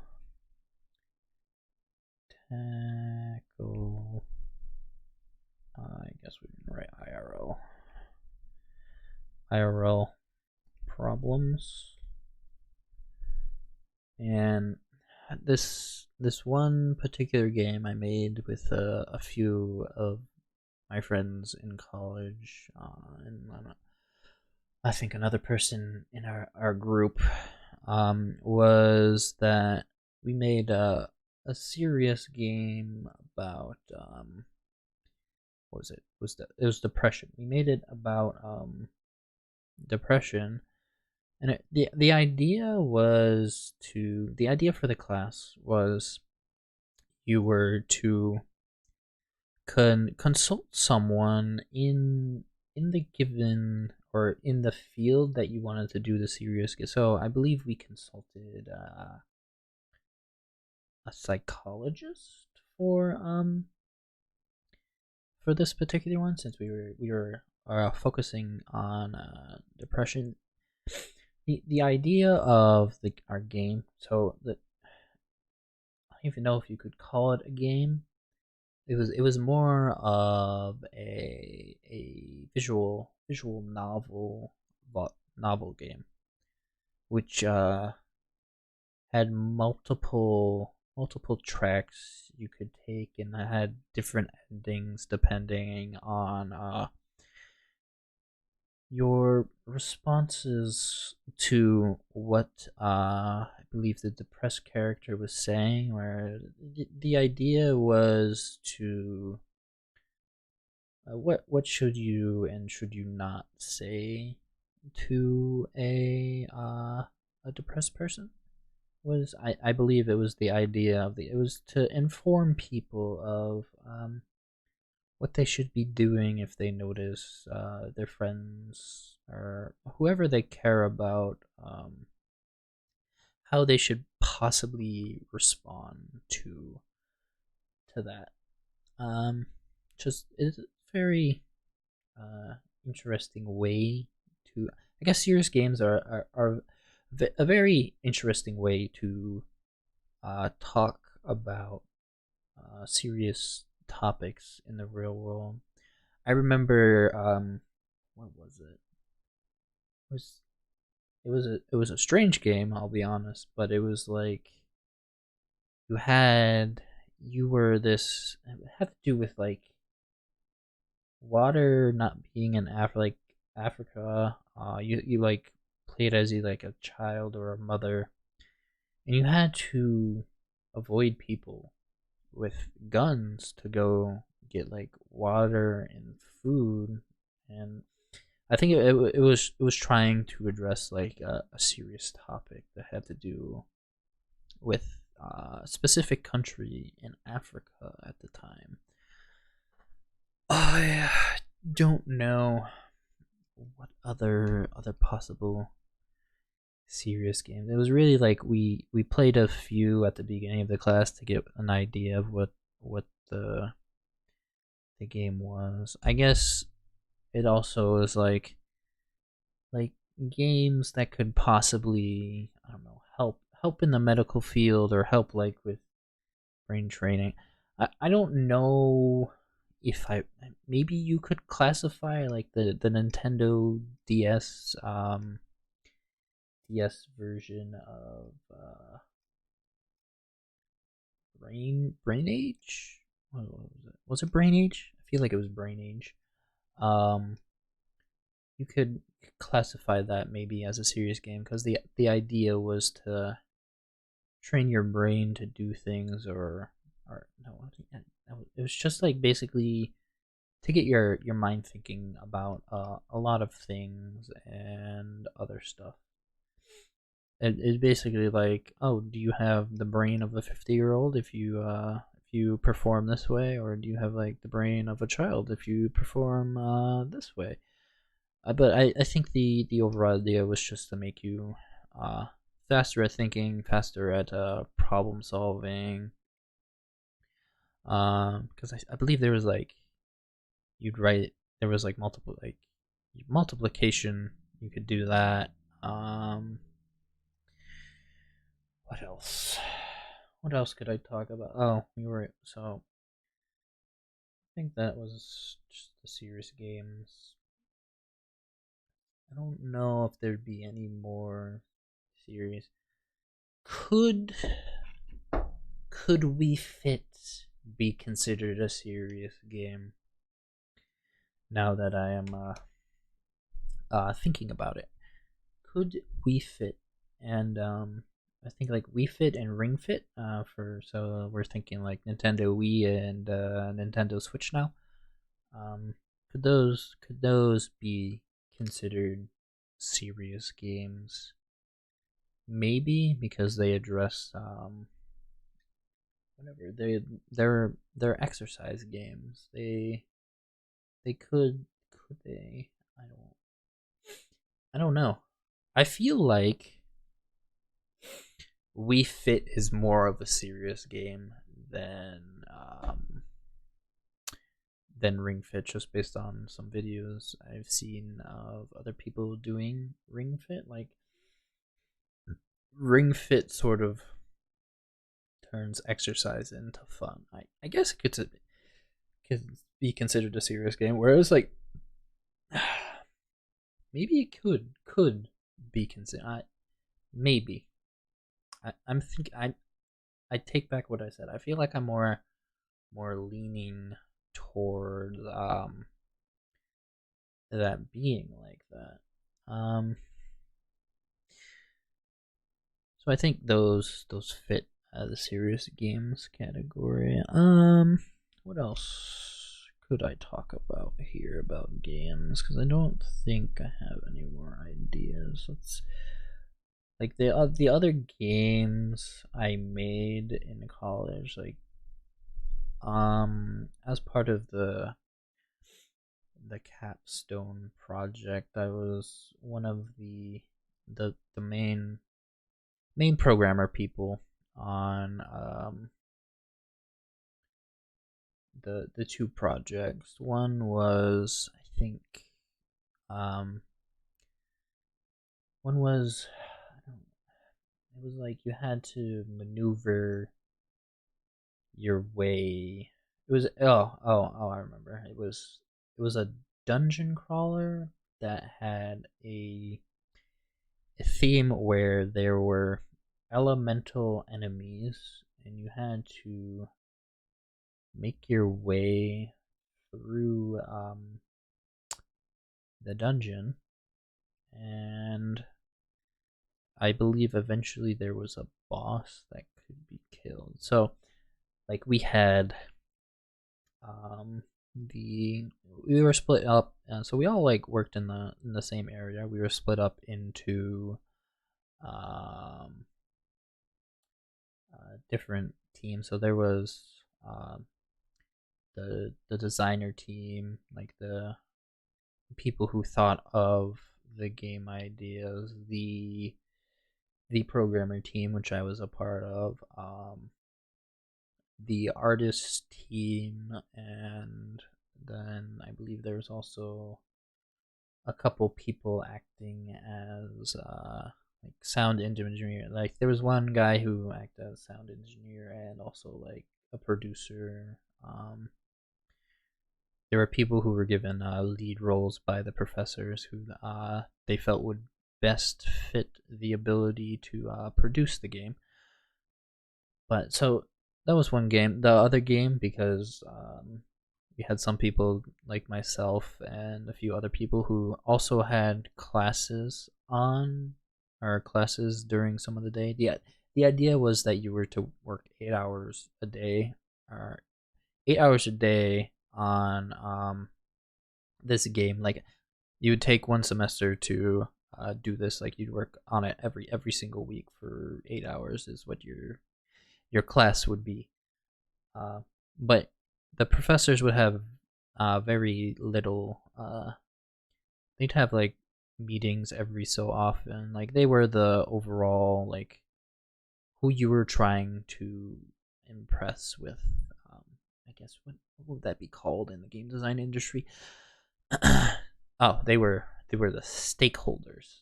That's what you would call them. They were the stakeholders of the project. Is essentially what they were.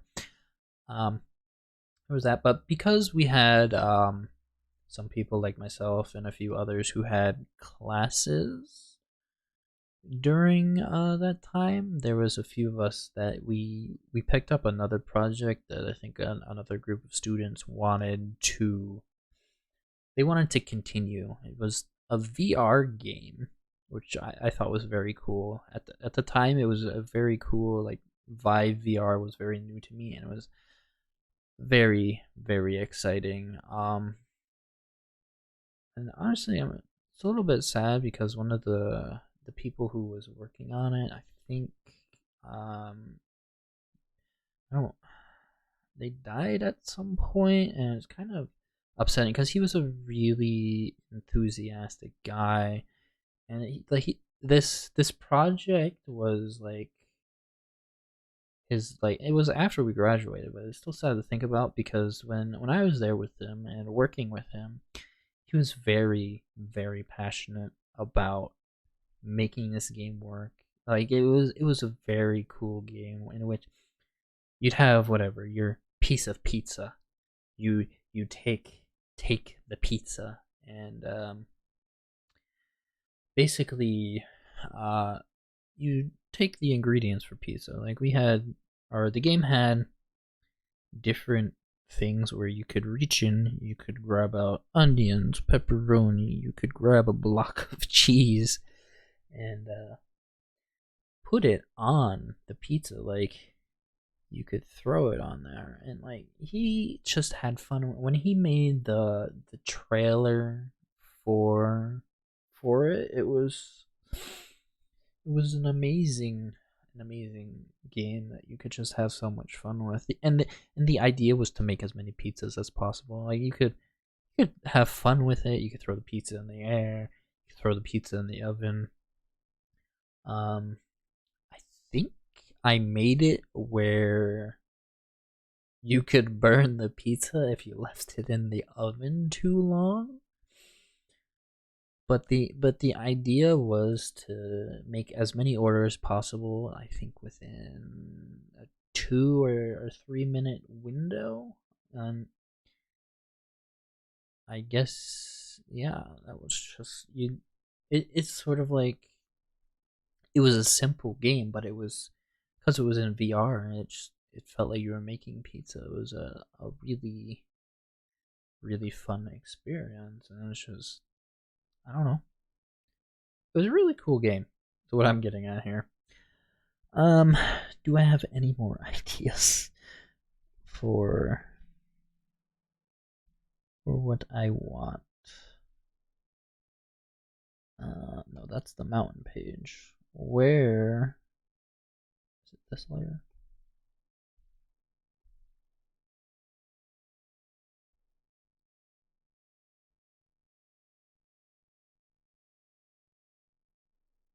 Uh-oh.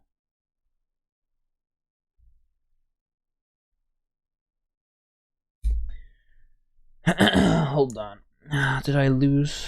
I feel like I lost something. Why do I feel like I have lost something?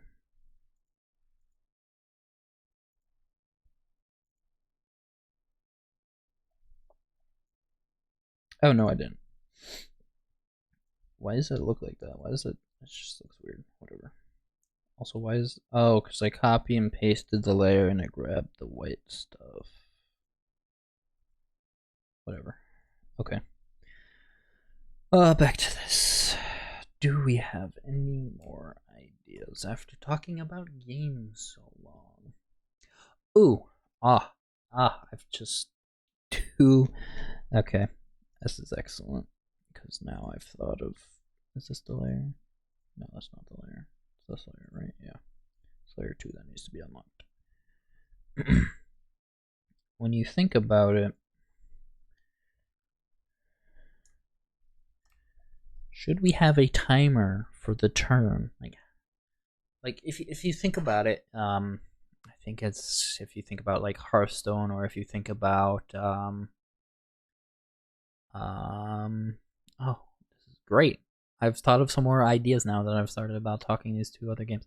So if you think about like Yu-Gi-Oh, there's how long is it? I think it's like you get it's like 300 seconds or something. Something like it was like 300 or 500. Whatever. The reference I'm going for here is from Yu-Gi-Oh! Master Duel, in which you have that kind of time to like read the cards, decide what you want to do. Like, so do we have a timer? Or I guess we erase this. Right. Do we have a turn timer? Like, do we have a set amount of time for the players to make decisions? Now, this could be helpful if you have like you have to read the card. I guess that's also the other problem is that with Yu-Gi-Oh! Master Duel, compared to like real life decking card Yu-Gi-Oh! Like if you're using like real cards, is that you have time to read everything. Yu-Gi-Oh! Master Duel, you don't have time sometimes to read everything that's going on. So I guess that's like a disconnect from. But I think it's a needed disconnect because Yu-Gi-Oh! Master Duel is an online game where something has to prevent a player from keeping another player from playing an online game, right? Whereas like if you go to a Yu-Gi-Oh! Tournament, there are rule masters of Yu-Gi-Oh! Like, and there are specific rules that like if your opponent asks you to see what the card says and they want to make sure what you're saying you're doing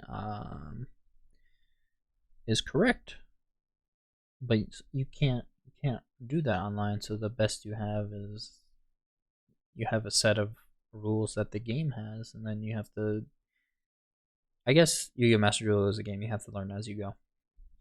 I don't know if I want um for like card. Do we have card descriptions? Like card descriptions, or do we make it simple? Like card description with many effects. Is that something we want in our game? I don't know. I'm thinking not, but I'm gonna write down the idea and assume it's something that we may want. The other idea I'm thinking is Hearthstone is a card game where I think it's every turn you get a set amount of mana, I think it is, or whatever crystal. And depending on what you do, like, can you use this card or not? Like, so do you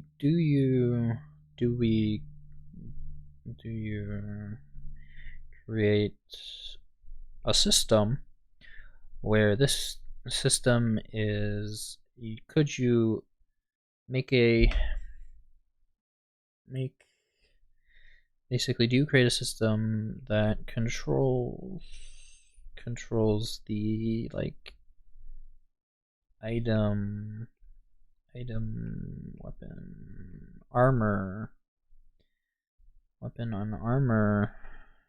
armor cards. Like, can you use those cards without anything?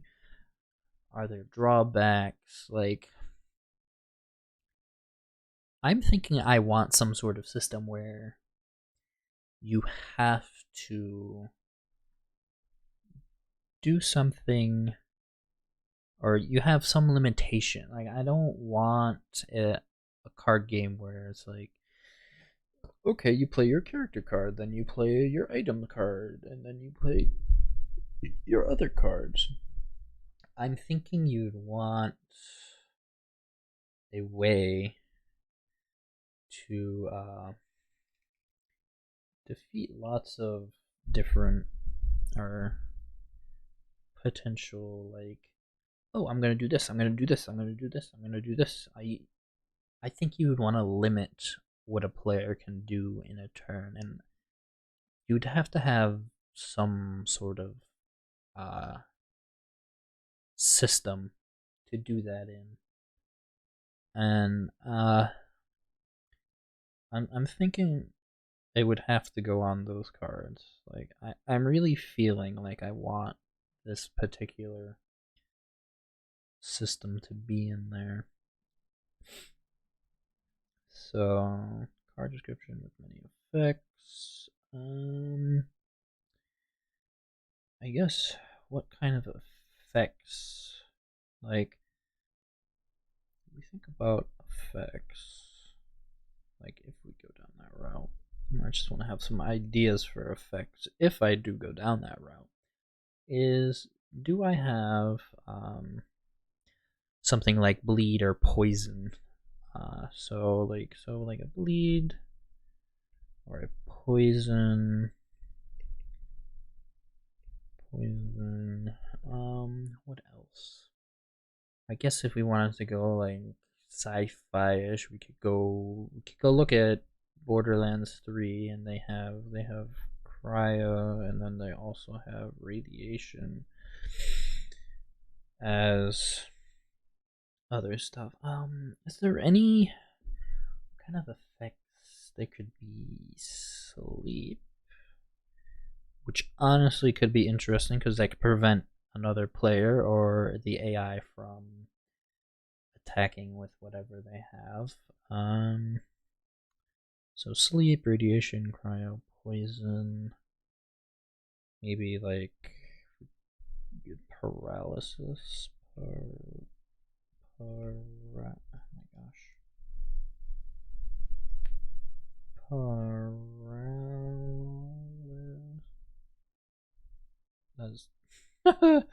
Oh no. My spelling is so bad. Paralysis, sleep, poison, cryo, radiation, sleep, paralysis. Hmm. What else could we possibly want here? Oh no. I don't know.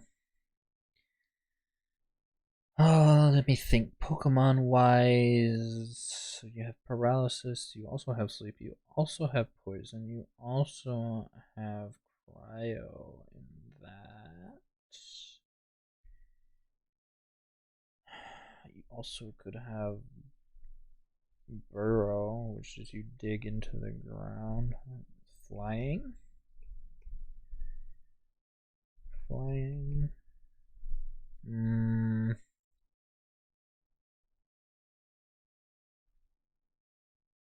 I don't really know. Like, I have ideas for, maybe you had sci-fi or military, you'd need specific cards for specific things. Like, I'm thinking if you had like the military cards, you might need ammo for the effects to work, so that would be like you'd have whatever. So what I'm thinking is like you're stacking a card like this. Um, you're stacking cards like this. That's what I'm thinking. So it's like character card, your whatever. It could be their weapon or whatever they have. It could be their armor. but you could also have like this particular thing right here is the thing that goes with the weapon. Like the weapon might need some sort of ammunition if it's like a military or sci-fi weapon, compared to like a medieval weapon, and maybe that has some drawbacks. I don't know if I would go down that route because it seems like a bit complicated for rule wise. It's just an idea to think about. What else could we tell? Effects? I feel like if I was to go with effects that I wanted for this game, I feel like I would definitely do maybe a bleed and a poison, and probably paralysis and cryo. I feel like those are the three that I would go with because one, like cryo, could be prevented by maybe some warrant. Like if you could prevent these in some way, shape, or form through items. Like actually, that's a great idea. Good job, self. Good job, Judgmental Cat. You have thought of an idea while picking out things that you may want. Items could attempt to prevent debuff effects depending on what the item is. So I think that would be interesting.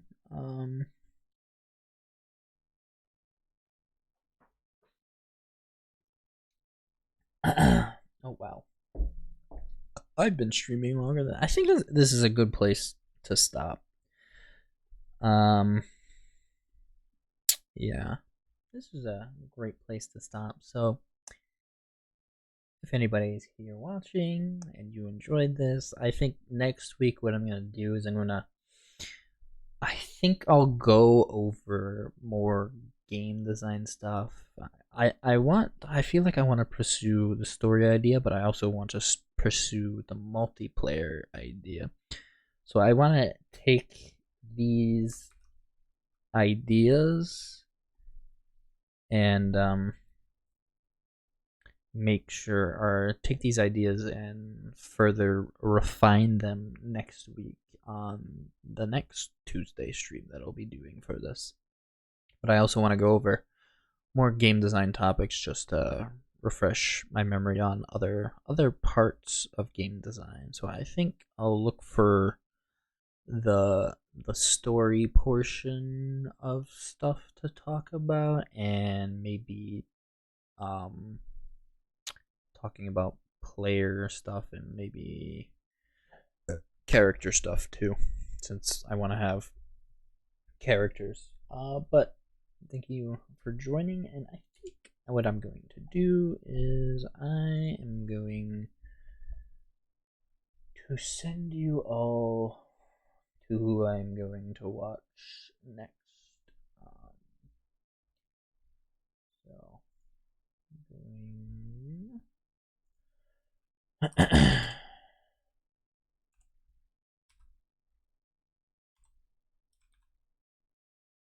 there we go.